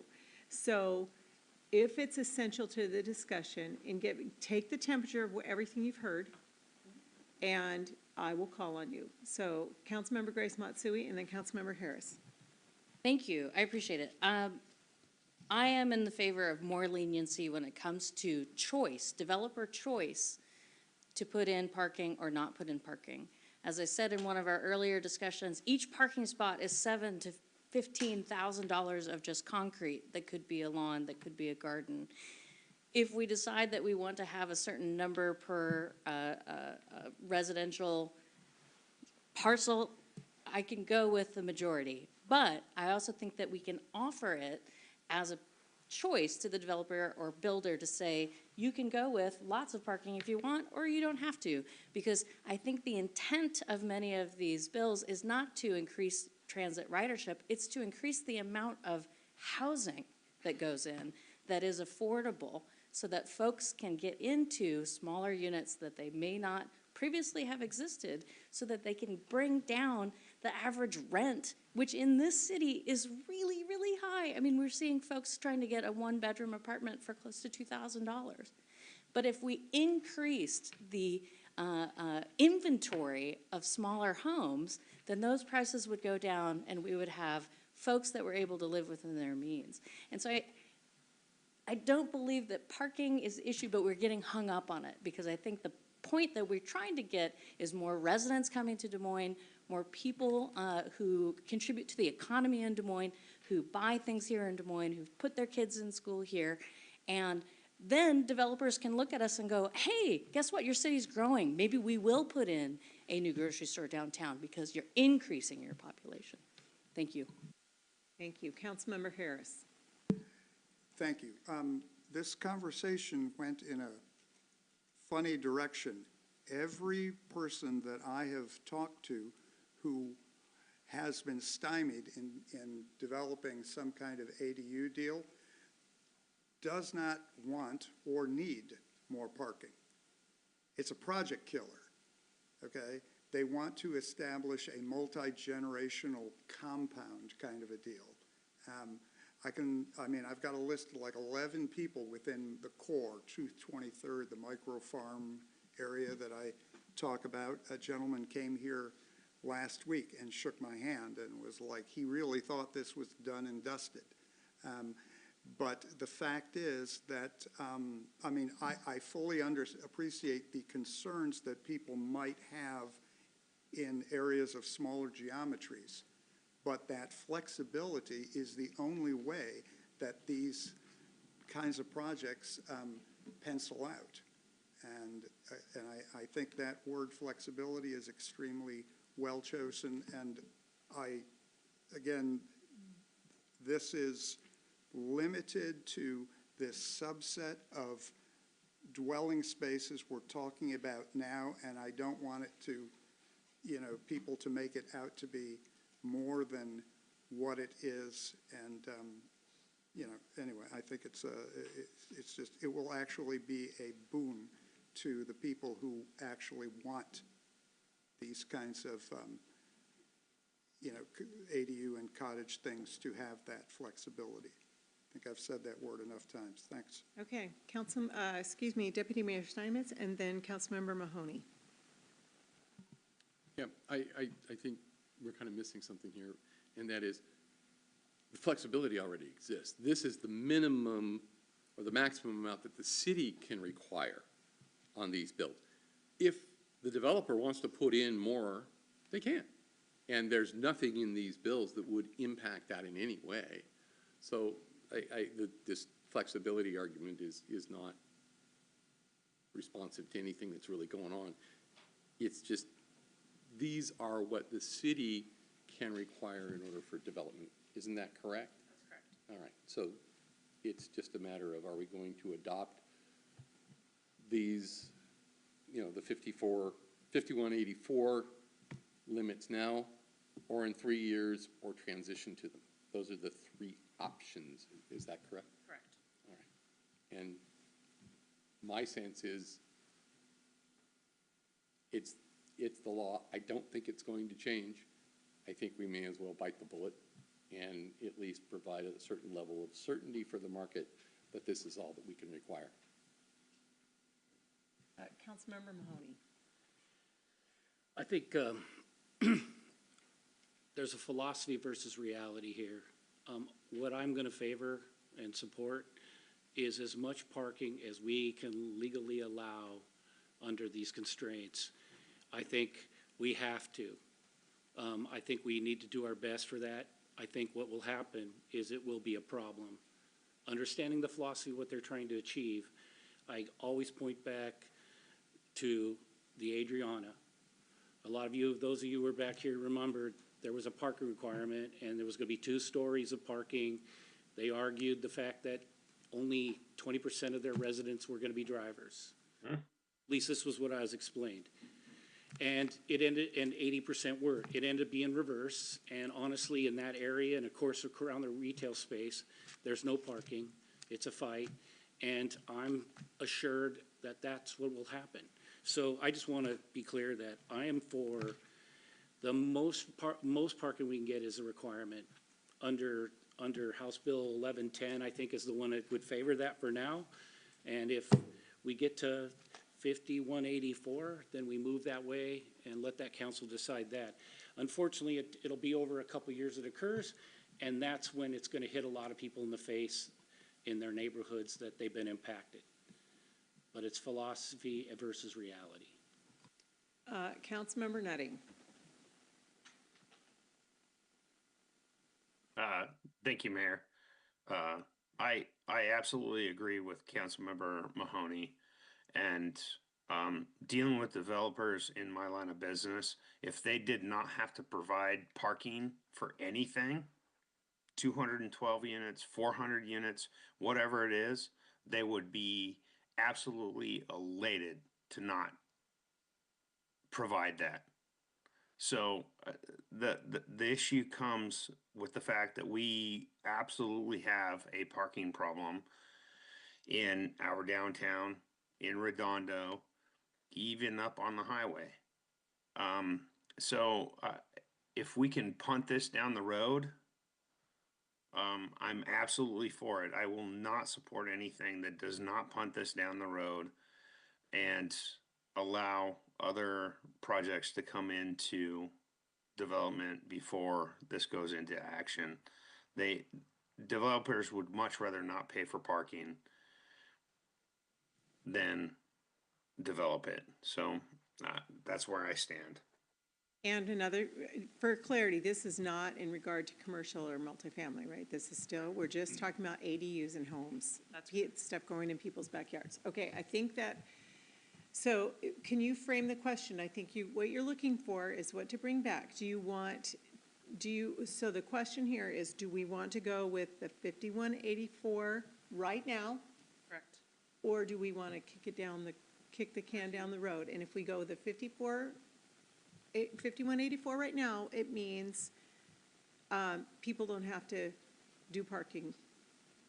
They can put stuff in without requiring parking. If we kick it down the road, it says we still have this parking requirement even for people who want to put ADUs in their backyard. Was that clear? Go with the 110 requirements? Mm-hmm. The 110. Right. Okay, so still it's not totally clear to me here how we're all feeling. So Yeah, right now I have about a 3-2 difference. all right. So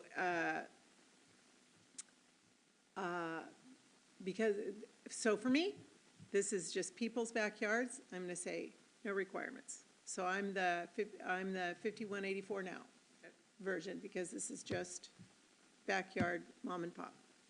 I'm just going to have to go down the road for them. So Deputy Mayor Steinmetz. 5184. 5184 now. 1110. Okay, Councilmember Grace Matsui. 5184. Councilmember Harris. 5184. Councilmember Oxiger. 5184. And Councilmember Nutting.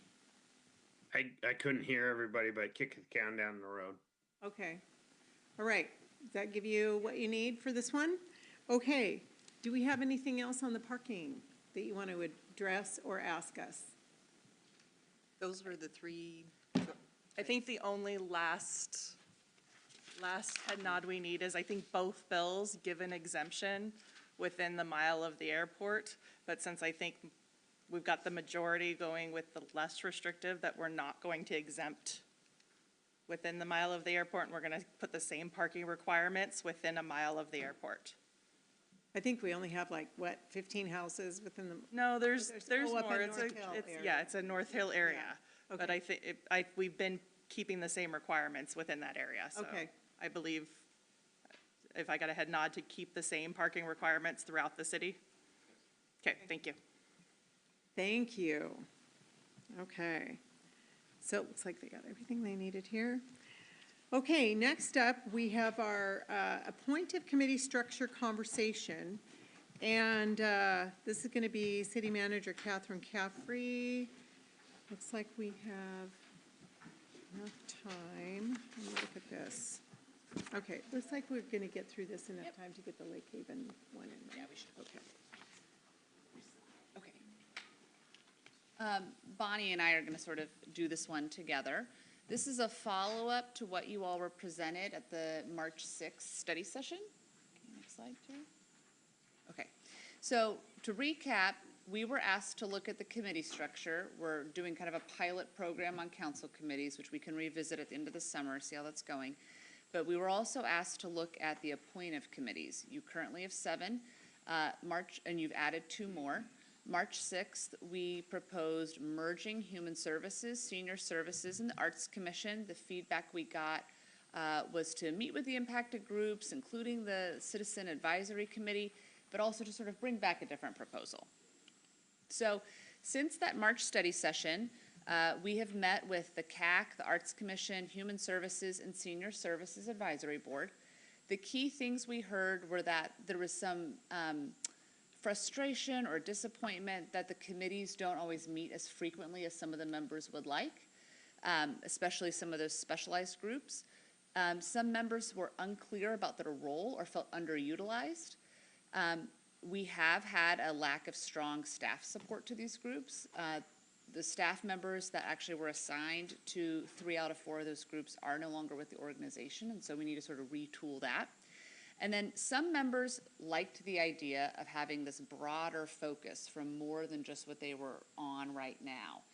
Other members felt like, no, I really just want to talk about human services, or I just want to talk about the arts. So it was sort of mixed feedback on that. Specifically on the CAC, the alternate role felt unclear to people, like are they participating, are they not, are they going? And then also, and I would say we're also seeing this right now on the airport committee, sometimes there are low applicant numbers, which make it very hard to fill seats. Like currently, we still have, I believe, only 3 applicants for the airport committee, which is not even going to meet the minimum that was set by the council.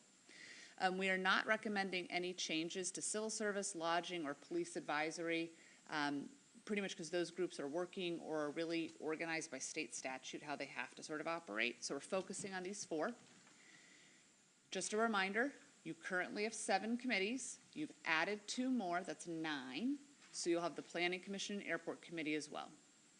So that's a lot of committees just to have people involved with, but also it's a lot of committees for us to sort of to staff. So we've got 2 options to throw out to see if any of these strike you all a little better.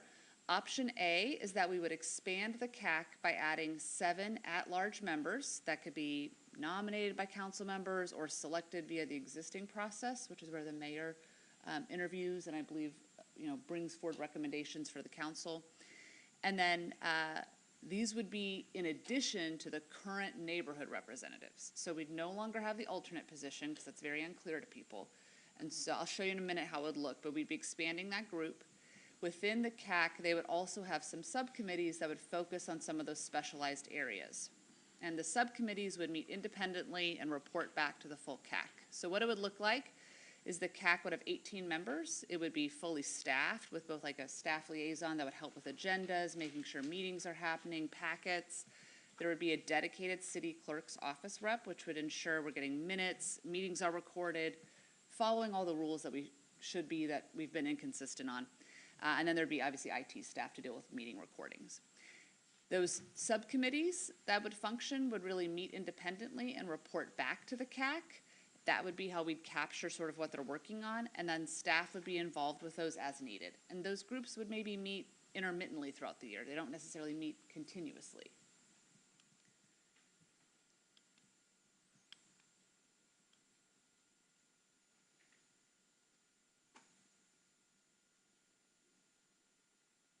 We really want you to focus on option A. Subtle, but effective. Okay.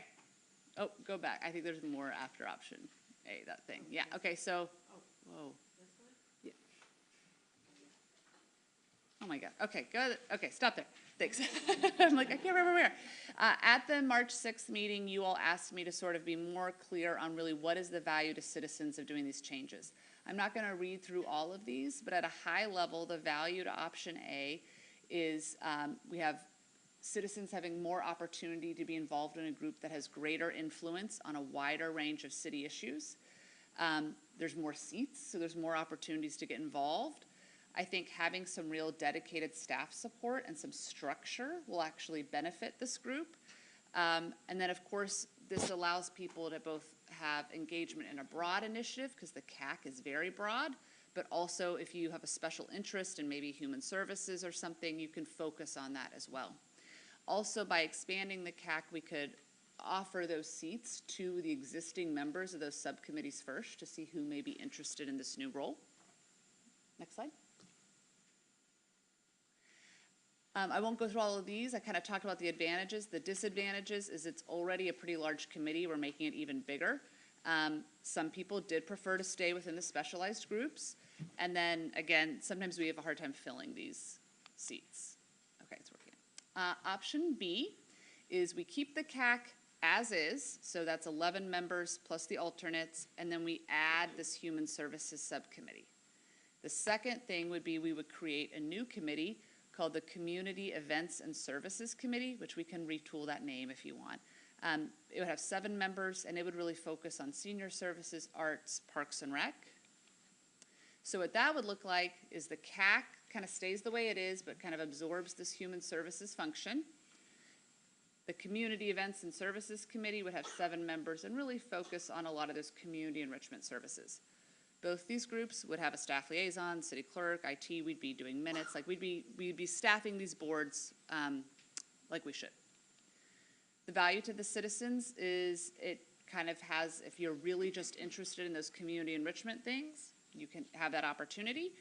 The disadvantages is that we did hear a lot from the CAC members. They really feel underutilized. And I think there's a big appetite for a larger ability to influence things. This particular option doesn't necessarily really give them the body of work to have the impact they may want. And it does add a second board, so we're still pretty board and committee heavy, which has some real operational impacts. This is a summary sheet if you want me to refer back to it. And I am going to stop there to get your feedback. We do have in this PowerPoint in the appendix the existing status of members with terms and things like that, if you're interested to flip to that. So we're looking for feedback on if you like these, you want to edit it, go back to the drawing board, whatever. Okay, what I would like in this, if we could, just an encouragement, don't want to be too overbearing here, but if we could come forward with a strong opinion or position statement, state it well, state why you feel that way, and then we will go to a second, I'll offer you a second time around, just to be concise so that we can get through this. I would prefer not to call on somebody 5 times. So if we can be concise as we move through the dais, I'd appreciate that. Point of order. Yes, sir. So we are discussing option A before discussing option B? No, you're picking what you want. This is our second time up with this conversation, and all of these options have been presented to us before. And the presentation before, you've had this in the packet for this whole week, and now we've had this presentation. So I'm hoping that we have come to an opinion by now. And so what I'm asking is to pick your opinion, state why you have that opinion from the dais here so that we can give direction to staff. All right, I'm going to go down. Anybody who wants to give input? Deputy Mayor Steinmetz. Yeah, I strongly support option A. Having chaired the CAC for the last year and a half or so, I can tell you there is a huge appetite for more on that committee, and option A does that, so it's responsive to the people that are on the CAC. But I've also heard from other places in the city quite consistently that they want more opportunity to be involved. Increasing the membership in the CAC would do that. Additionally, I think that the burden that is placed on staff by having multiple committees, it tends to grow, and this would give presumably one or so staff person for that. So I think that's better for the city staff. And I think we'll get better staff support because it won't be so divided. So I think there are really a number of reasons to do that. And the other thing is we've talked about, wanting to grow future leaders. And I think the CAC, and particularly an expanded CAC, gives the opportunity to do that. And I think that would be a really good thing for the city. So I think it's what's wanted. I think it's what works for the staff. And I think it's a great way to encourage more involvement in the city. And so, option A. Thank you. Councilmember Mahoney. Thank you, Mayor. I also prefer option A. I agree with all the things that the deputy mayor said. The only other thing I'd add was and I also ran the committee for a couple of years too, and I saw the appetite and the desire and the excitement to be part of the process and to learn more. And I agree, it creates future leaders. But the best thing about that, in adding the 7 members, is it is probably one of the best cross-neighborhood representative groups you can get. A lot of our other committees, you get pockets of people, no, they all do good work and there's no offense to that. It's just that I think it gives a better cross-section across so many, so the points of view are from neighborhoods and respective and so forth. So I think option A is the best choice. Thank you. Councilmember Grace Matsui. Thank you, Mayor. I think the most important thing that you asked us is to give a very strong opinion on this one, and I'm hoping that we can do that since we're so hesitant to offer our opinions. For a couple of reasons, I'm going to choose option B. One is because I heard very loudly that some of the folks that are in the subcommittee, proposed that would end up being on subcommittees, are not really feeling like their voices are being heard. And putting them as a subcommittee underneath the CAC, and have we thought about changing that to Des Moines Advisory Council so it's like DMAC instead of CAC? No, okay. Well, that sounds good to me. Yeah. But if, it just doesn't feel like, even if you look at the structure of when you have the organizational chart, that they have the same voice or importance if they weren't their own standalone, even though they'd still be combined, and we would meet the goal of reducing the number of committees that we need to support. Thank you. Thank you. And just to clarify, just to make sure Councilmember Grace Matsui and I are on the same page, the subcommittees, those members, they're still CAC or DMAC members, so they're really CAC members who then are sort of, okay, you were on the same page, okay, got it. Good. Councilmember Nutting.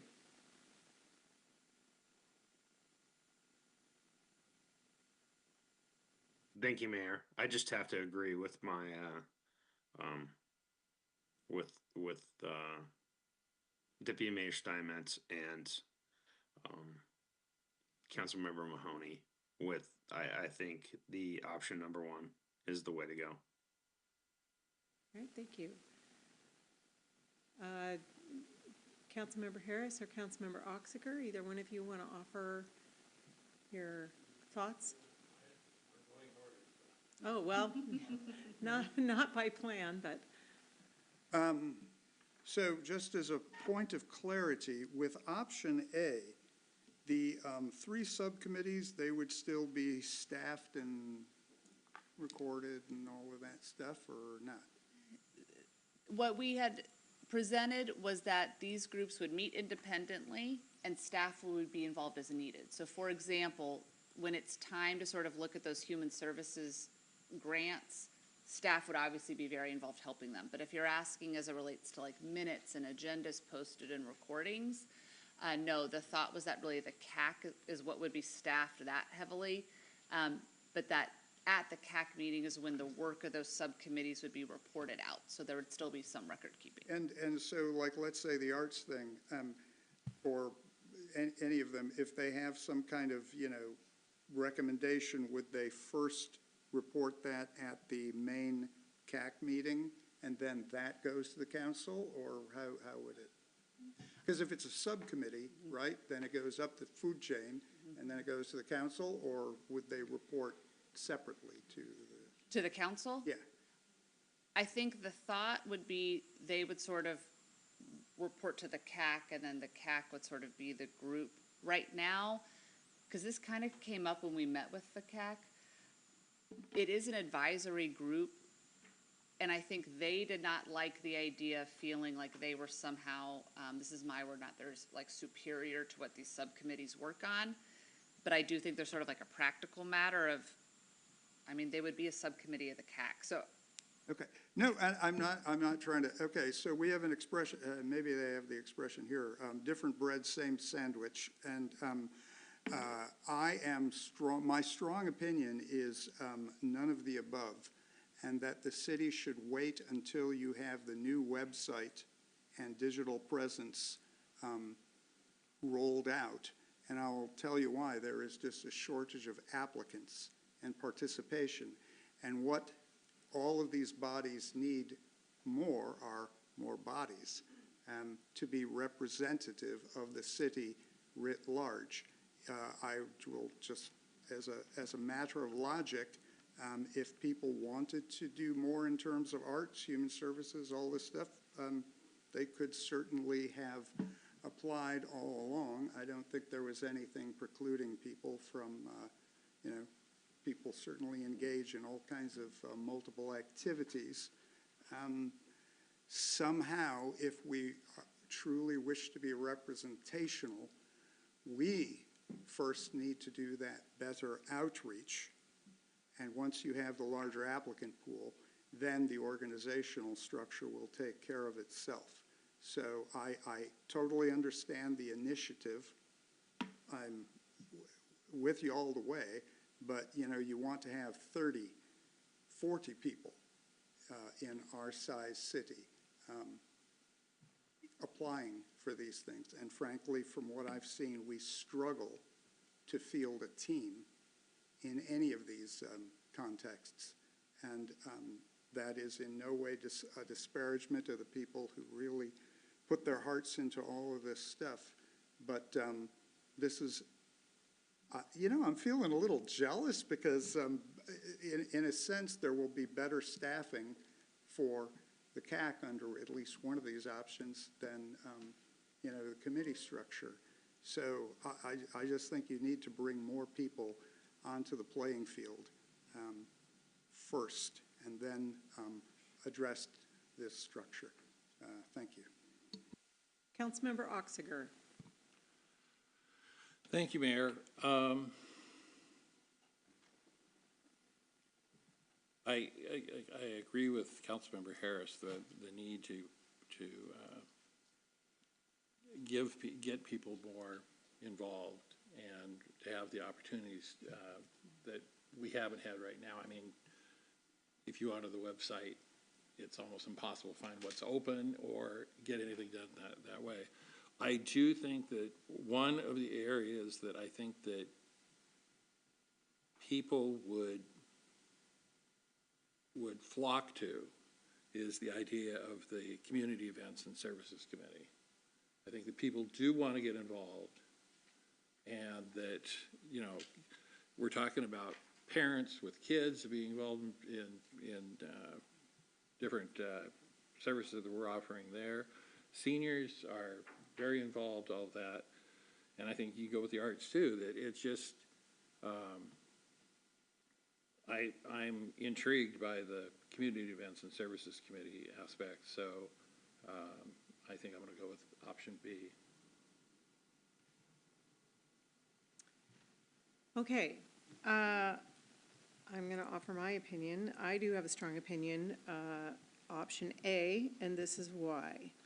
I, too, am concerned about the lack of involvement in the community, and I am very concerned about trying to set up too many committees and pull from that same energy. Right now, even if you look at things that aren't involved in the city, we've got a lot of crossover in our nonprofits in our community. We have a lot of nonprofits, a lot of energy in this community is divided and crisscrossed. We've got people serving on 3 nonprofits in the community. We've got even some of these nonprofits, though, struggling to get some of that energy. I agree that we could do better in communicating, but are we going to still be pulling from that same energy? And I'm considering is what comes first, the interest or the recruitment? Is it already that people who are interested in getting involved are involved because they went and found a place to be involved?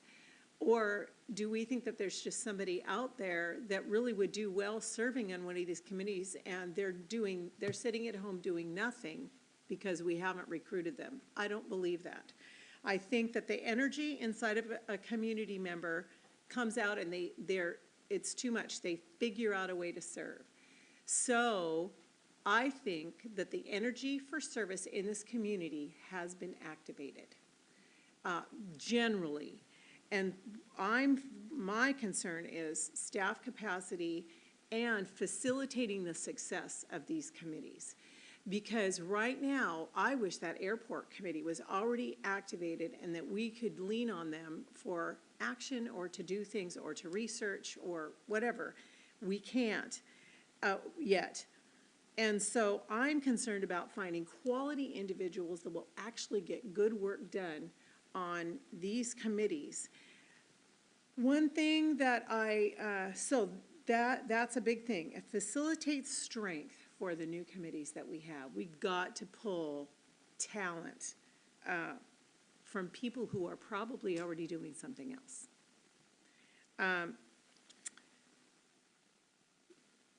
One thing about recording and the amount of staff time that needs to attend to a committee now and what we're expecting of people, if we back out even 6 years ago, things were so different. Tech was so different. Expectations were so different. Transparency expectations were so different. The kind of attention that we are requiring from staff to attend to a high-functioning committee is way more than it was even just 6 or 7 years ago. And for a city this size with the energy that we have, I'm very nervous about 9 high-functioning committees. I remember, I'm a member of Sound Cities Association, and our former executive director, Deanna Dawson, who now does Association of Washington Cities, we got in a committee conversation, she said, how many committees do you have? And I was describing it, she goes, that's a lot of committees for a city your size. I'm like, well, we're making it work. But I'm just saying, now we're adding 2 more, and these 2 more are going to be high functioning. I've said a lot, I've talked a lot, I feel strong about option A. So, with all that in mind, I want to offer one more time a second round of opinion. If there's something that hasn't been said that you thought of, maybe where your opinion tipped a little, fine, I'm going to give one more option across the board here. Councilmember Harris. Mayor, I think you're actually making my argument, but this really comes down to a certain philosophy that people, will feel the need for public service. Newsflash. This is a problem in every venue, every context, and this decision point does not have to happen now. And the city does have a limited number of calories, electrons, however you want to define energy. And at my, when I first talked to the new city manager, I said, take a year, see the field. In my opinion, 100% of the city's energy should go towards figuring out how we can engage and recruit more people.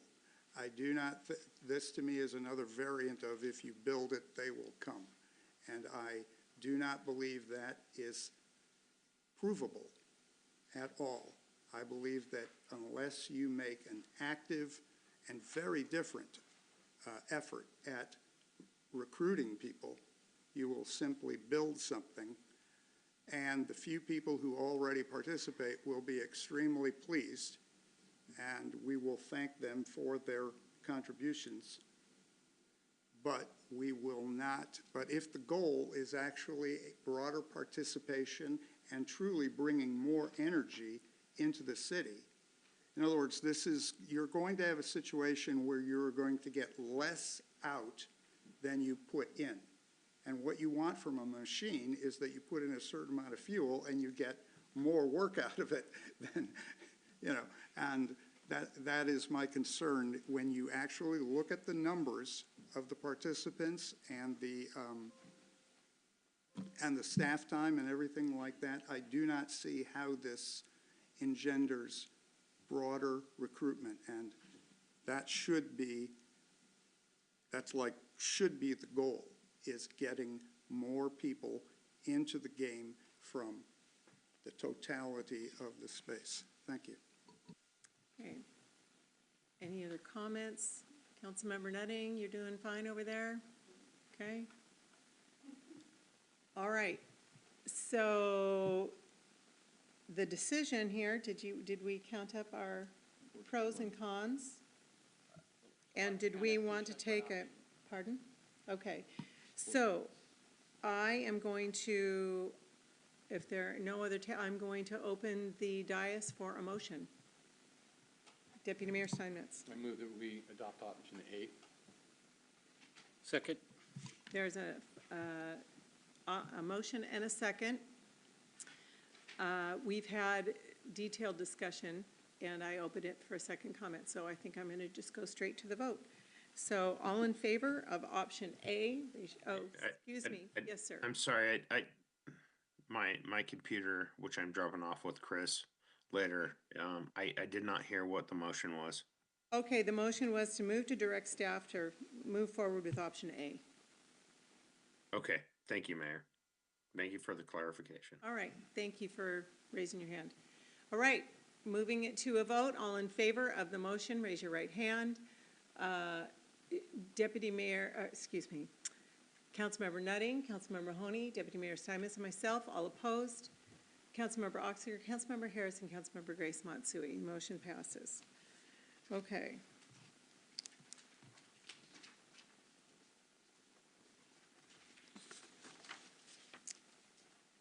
Make sure we did everything. Next up, we have new business item. The Lake Haven Utility Update and Extension. The purpose of this item is to introduce to the council for a first reading a draft ordinance 25-037 addressing Lake Haven franchise agreement. We have a presentation from Matt Hutchins. Good evening, Mayor, City Council, Matthew Hutchins, Assistant City Attorney, with the staff presentation on draft ordinance 25-037 relating to a Lake Haven water and sewer franchise agreement.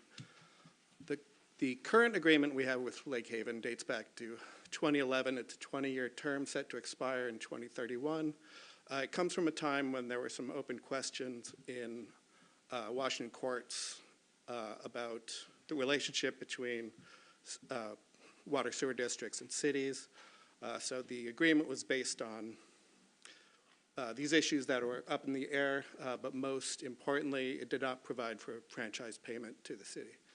In 2016, the city negotiated new franchise agreements with the other 4 water and or sewer utilities in the city. 3 of the 4 opted to exchange paying a 6% franchise payment as a part of the agreement in exchange for the city promising not to impose a utility tax that could have been at a rate much higher than the 6%. Water District 54 at the time did not opt for that deal. Last year, the city did renegotiate Water District 54's agreement to provide for the 6% franchise payment, and as a result of that, staff was directed to reach out to Lake Haven to see if they were amenable to such an agreement. Ultimately, those talks were successful, and we have come to terms with Lake Haven. The agreement would include the 6% franchise payment, as it does for the other 4 utilities. It extends the term of the agreement for another 10 years out to 2041, and it brings the agreement in line with the other 4 with respect to things like relocations, right-of-way, planning insurance. And in exchange for what the city gets, the city has the same promise not to impose a utility tax during the agreement and a promise not to assume the district. So there is a suggested motion on the screen. As you may remember from the Water District 54 amendment, state law does not allow the council to approve such an agreement on the same day it's introduced. So we're asking for it to be set to the next city council meeting. That ends my presentation. Are there any questions? Questions before the motion? Deputy Mayor Steinmetz? As I'm reading this, this provides essentially some stability. I'm sorry, thank you. This provides some stability to Lake Haven. In other words, they have a consistent number out an additional 10 years beyond the agreement that we had previously. Is that correct? That is correct. The 6% just gives them a stable amount they can count on. Yes, the agreement foreclosed us from, for the next couple of years, imposing utility tax, but when that agreement were to run out, we could, for example, impose a 16% tax on them. So this gives a predictable, stable amount through 2041. Thank you. Any other questions? Councilmember Harris. Thank you. Everything else would be just policy, I guess. But is there any,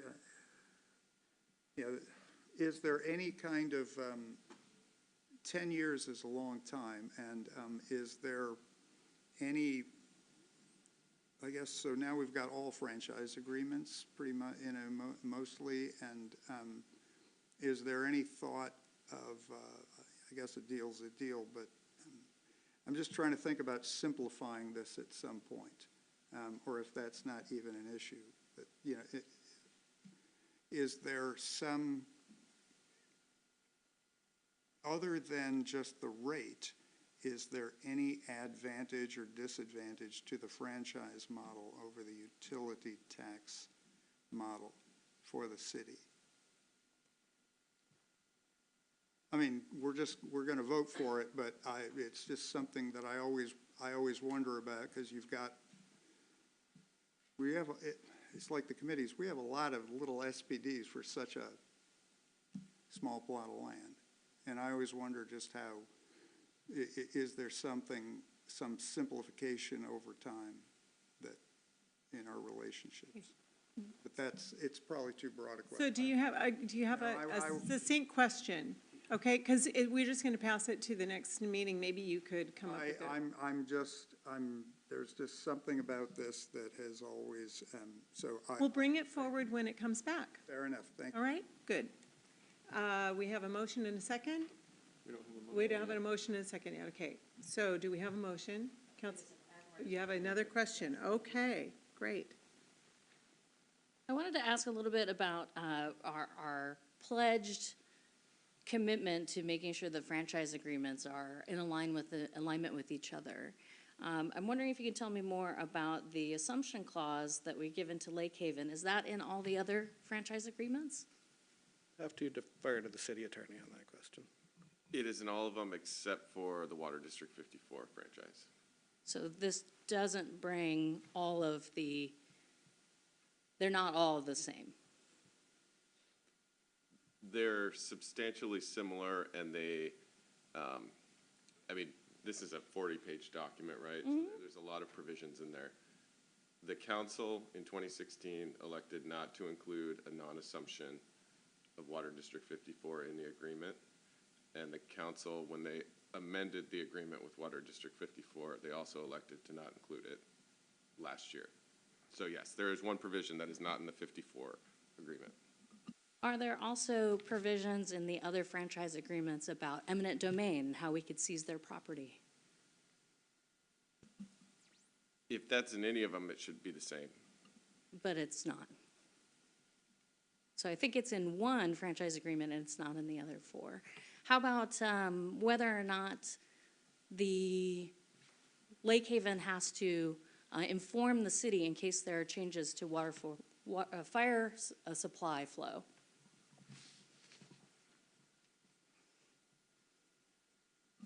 I'm not specifically sure on what that question is. Oh, I'm looking for if the provision about notifying the city if there's any disruption to the fire supply is also in the Lake Haven agreement. I believe it would be, but we can take a look at that. I mean, these agreements generally should mirror each other. So if they don't, do we have the opportunity to go back and ensure that they do across the utilities? The council can propose amendments to different utilities, so we certainly could if it was something that the council desired. But if you wanted to provide those to us in writing, we can take a look, because I don't have the other four in front of me right now. So if you would provide that to us, we can definitely take a look and we can report back at the next meeting. Thank you. Councilmember Harris. Yeah, and this is just a heads up. My question will just be cost recovery. Just if there's a way to know, I mean, 6% over 10 years, 10 years is a long time away. And that's just, we have good ideas on our SWIM fund in terms of ongoing cost recovery for our own maintenance, and 6% in 10 years will not be the same as it is now. So I'm not saying we can do anything about this deal, but it would be interesting to know what that will mean in real dollars. I'll formulate a better question and look for that. Thank you so much. Especially any other questions that you would like to, when this comes back, you would like to see. You would like to know something or see something. But any other discussion, I think we can go for the next discussion. Yes, Councilmember Oxiger. Yeah, I'd like to see possibly charted what exact differences we have in the across the franchises. I mean, you know, I think that what we should be looking for is uniformity. We're treating everybody the same. Yeah, and I'll tell you that that's generally what has occurred. When you think about this, when you're dealing with organizations and attorneys, you're gonna have little things that each organization, so we negotiated Lake Haven in 2011 with their attorney. Right. In 2016, we negotiated the four other ones. Water District 54 had their attorney. The other three utilities were represented by one attorney. So there was one attorney that had some slight modifications, the Water District 54's attorney, and then this agreement, Lake Haven had a different attorney from their 2011 agreement. They had some very minor modifications. So you're going to see that. But yeah, we can attempt to put together something showing some track changes. Thank you. Okay. Councilmember Nutting, any questions? Good? All right. Deputy Mayor Steinmetz. Can I make You can make the motion? Sure. I move to pass draft ordinance 25-037 to second reading on the next available regular city council agenda. Do I have a second? Second with Councilmember Nutting. I'll open it for any other discussion. Out of principle. Okay, all in favor, raise your right hand. It looks like Councilmember Nutting, Councilmember Oxiger, Councilmember Harris, Councilmember Mahoney, Deputy Mayor Steinmetz, and myself, all opposed. Councilmember Grace Matsui opposed, so motion passes. Okay. The next item up is new agenda items for consideration, a time for the purpose of proposing new business items for discussion on a future agenda that also have not been previously before the council. It's not a time for council action. Or questions about old business. You can submit questions or seek updates previously discussed with the city manager at any time. Do any council members have new business they would like to propose? Okay. Next up is unfinished business number 2. You look like you're about ready to raise your hand. Okay. Is about the protocol manual. The purpose of this item is to continue a discussion and review of our protocol manual in the last meeting. So we will do protocol review until it's 15 minutes, but we can pick up at least one thing until 9 p.m. I'm feeling you want to say something. I'll let you go ahead and say that. I'm looking at the time, and I'm suggesting that this is not a 15-minute discussion. It isn't. And I would really, we haven't done council member reports and updates in an awfully long time. If we were to start that now, we probably will still go over time to finish that. And it just seems to me that we need to move this to a date when we have more time to get into this discussion. So all right. I would propose to do that if there's a consensus on the council to do so. Do we have some head nods here? I'm not going to take a vote. Just go straight to council member reports and take care of the protocol Manuel, defer to the next meeting, and since it's an agenda item, I guess I would like to take a vote. So I'm gonna consider that a motion. It's a motion. Do I have a second on that motion? Councilmember Harris has a second. If there's no comments, just have everybody would be in favor of councilmember reports now until 9. Councilmember Nutting, Councilmember Oxiger, Councilmember Harris, Councilmember Mahoney, Deputy Mayor Steinmetz, and myself, all opposed. Councilmember Grace Matsui, motion passes. We move on to councilmember reports, and we start with Councilmember Harris. Thank you. Let's see here.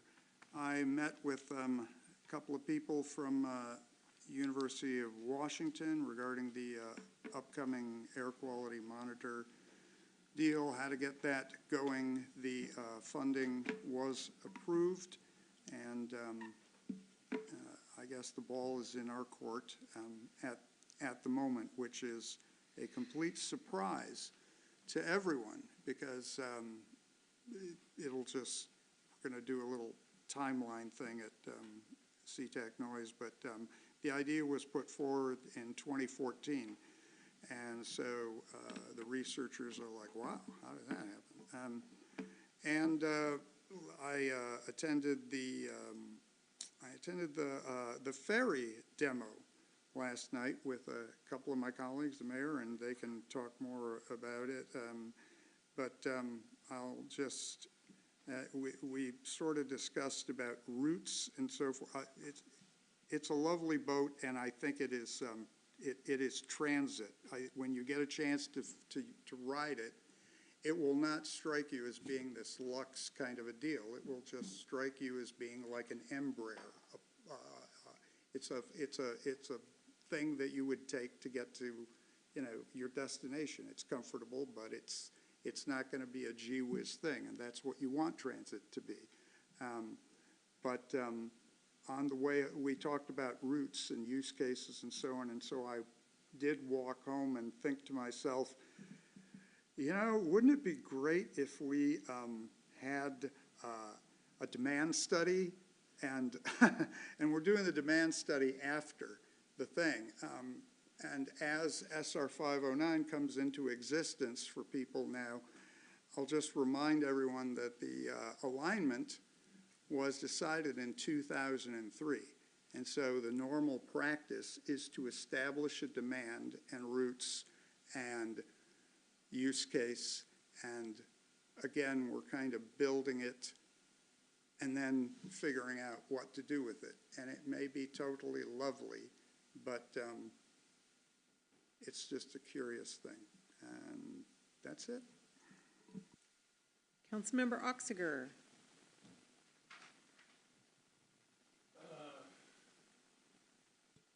No report. Thank you. Councilmember Mahoney. Thank you, Mayor.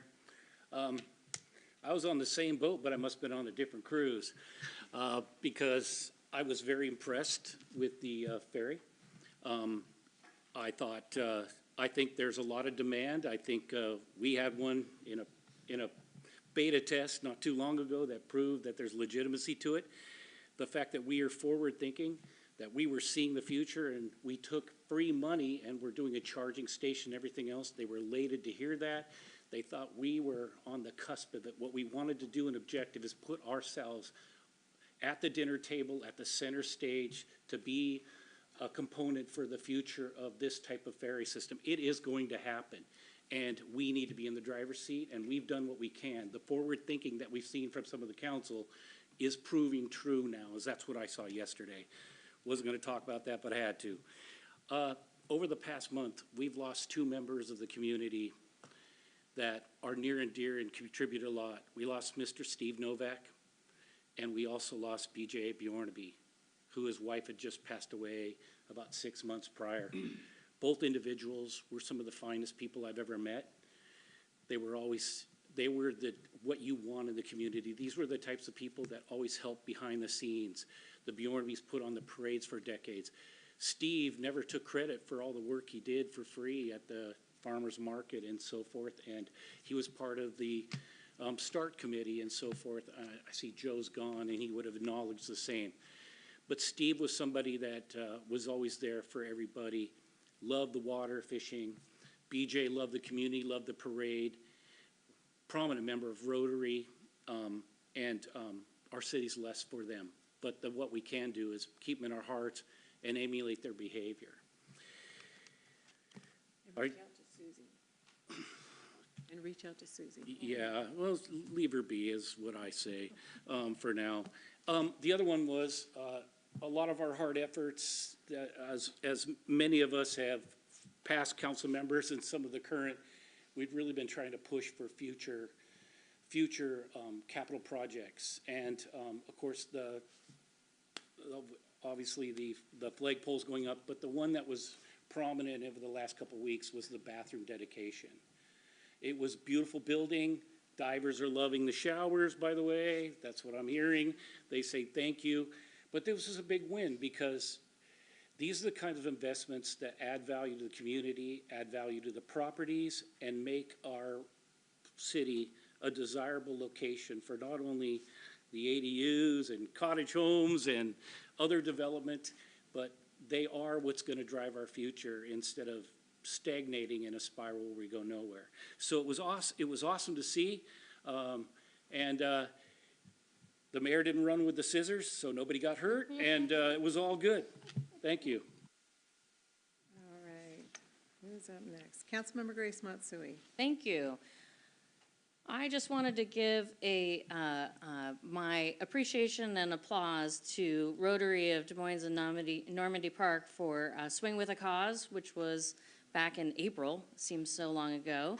I heard from Jeff Gross that they had a sellout of all of their tickets and that the auction raised about $2,700. So they don't have the final revenue that they will come back to us and tell us. I also wanted to say thank you wholeheartedly to the staff who came and supported us and supported all the folks, and those of you who also did put in some swings and perhaps won some prizes because of their swings. Folks like Rebecca and her family, we saw Bonnie there, of course Scott came by, and I saw a little bay of just folks who were like the swim people. So Tyler and Casey and of course Catherine and her family came by. And it was awesome to get the chance to see you outside of this room, because I see you mostly just in this room, but also to show your support to the community and the causes that Rotary put this on for. So I very much appreciate that. Coming up, we have a ton of stuff going on. I hope folks are going out and getting involved in some of the community events. We have things coming up with the Des Moines Yacht Club for our opening day of boating season, and I'm sure our mayor and deputy mayor will fill you in on more of those. Thank you. Thank you. Excellent. Councilmember Nutting. I have no comments tonight, Mayor. Thank you. Thank you. Deputy Mayor Steinmetz. Well, a lot going on is really, it's a lot. But, starting with Topgolf, that was wonderful. That was the Rotary Club of Des Moines and Normandy Park. It was a great event. I think everybody had a good time, even those that didn't know how to play golf, and somehow managed to get the hang of it very quickly. So our mayor set the tone there. First she was, then she wasn't, then she was, and then eventually she got out there with the club and actually did just fine. They have different kinds of games, an Angry Birds version where you knock down a video tower like the Angry Birds do. You get it wrong and you score points. Yeah, basically. And my first swing, I knocked down the building and I never repeated that again. So, but it was a blast. There was also a great auction that was mentioned, and I can honestly tell you that the gift card that I won from Bakery Nouveau has been used up. It was wonderful. But now I've got to find a California Pizza Kitchen. So tomorrow in the noon hour, LIUNA, which is our local laborers union, has a grand opening of their training center on Pack Highway. It is a wonderful new facility. I've watched it coming in there. Both the mayor and I were there at the groundbreaking, And, you know, this is going to bring a lot of people into our community, young men and women with good union labor jobs. And that's who hopefully is going to buy some of the denser housing. And then as they mature, they're going to like Des Moines, they like what they see, and they're going to stay in Des Moines. And that's the process or the churn that we're kind of hoping for there. But you know, this is really a big deal to open up a training center like that here in Des Moines.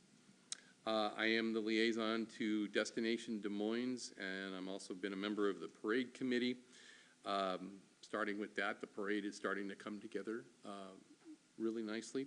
And so anybody that wants to volunteer on the parade, we can use you. So anybody that wants to make a donation to the parade. We do have Blue Thunder, which is the Seahawks drum corps. So it'll be a really interesting battle to see if they can match the noise from the Pirates when the pirate cannon goes off, because I think that'll be fun. Plus the Washington Husky Alumni Band. And Mayor, we have 2 minutes left, so there's going to have to be move to extend. then I'd move to extend for 10 minutes. I'll second it. Okay. 10 minutes? Yeah, all in favor, raise your right hand, 10 minutes. It looks like there is a unanimous, yeah, passes, go ahead. And this weekend, Destination Des Moines is doing a sip and shop. So you go to various places here in downtown Des Moines, the neighborhood businesses, and you can shop and have a glass of wine and, you know, just kind of have a fun experience with that. Some of the places have gotten into and extended this concept, and now there is a Mrs. Roper from Three's Company, a Roper Romper party afterwards at Kahana Sushi. I still don't quite get the concept, but I don't look good in a house coat anyway. Tight, flat pants and a polo shirt for you, man. Yeah. I don't know that I have, well, anyway. You just have the tights, is that all you Tight, have? flat front pants. The tight, flat front pants. Tight pants went on a long time ago for me. That's Mr. Roper. But, you know, lots of events going on for the rest of the summer. I'm just going to shortcut that. And then, of course, at the Yacht Club, there's a pirate ball that night that is close to being sold out. You know, the Redondo bathroom has opened. I think that's already been covered, so I'm not going to dwell on that. But I think that's a great asset to the community down in Redondo now that that's done and moved across the street. So, and to the extent that anybody goes and looks at a bathroom, next time you're in Redondo, check it out. It's really nice. No, we don't need to encourage everybody to take a shower, just the divers. So, anyway, that's my report. Thank you. Thank you. Well, this is getting lively up here. I attended a great event every year on Earth Day. The Friends of Saltwater Park has a little family-oriented gathering of tents and activities and books and games for kids, and that was a lovely afternoon on Earth Day.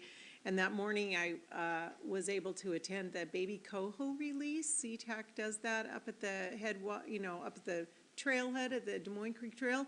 And I understand we're going to be partnering with that going forward, so I'm excited for Des Moines to be part of that baby coho release. Also, on the same day was National Sculpture Day, and I appreciate George C. Scott and his studio right in the middle of town. They had all sorts of, they had music and activities for the family that day as well. You could go build a little sculpture, you could do glass art. I just appreciate he and his cohorts pouring art and music into the community. And so through events like this that he hosts out of his own studio. So I wanted to give him a shout out about that. Same day, SR3 had an open house. I always have to give a shout out to SR3 and them saving all of our sea mammals. They're doing a great job down there.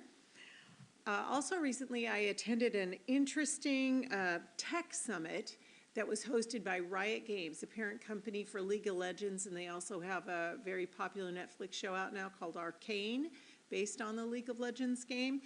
Those guys are at the prow of global broadcasting tech.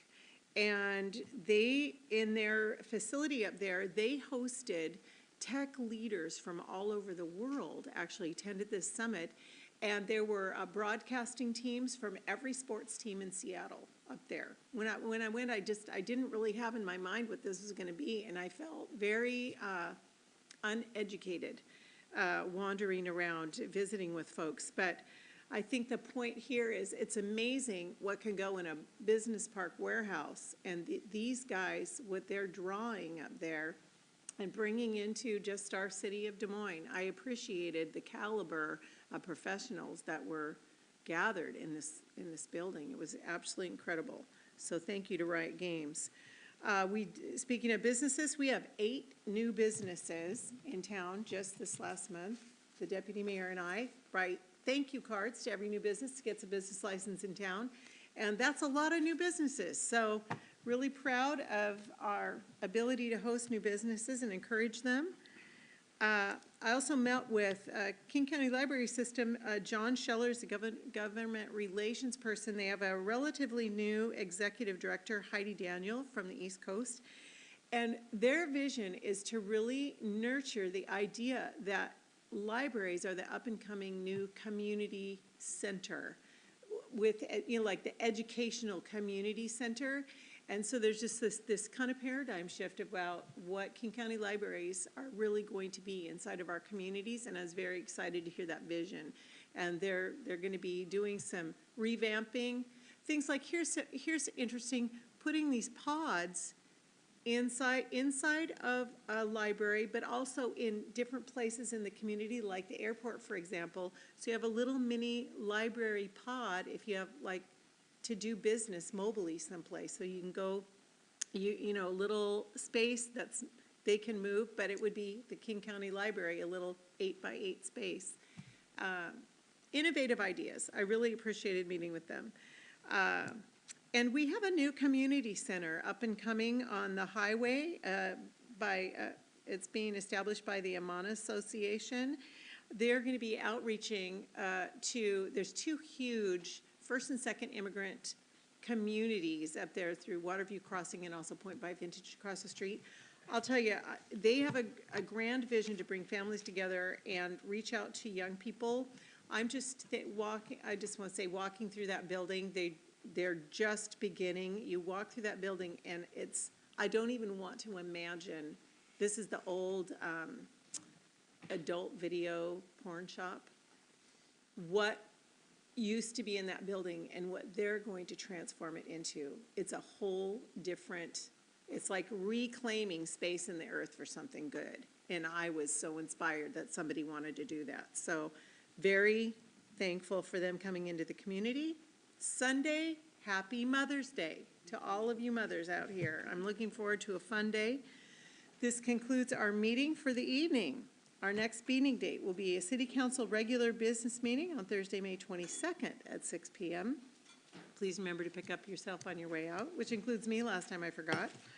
Councilmember Harris, do we have a motion? You bet. I move to adjourn this meeting. Do I have a second? Deputy Mayor Steinmetz, all in favor, raise your right hand. Looks like it's unanimous. Thank you so much.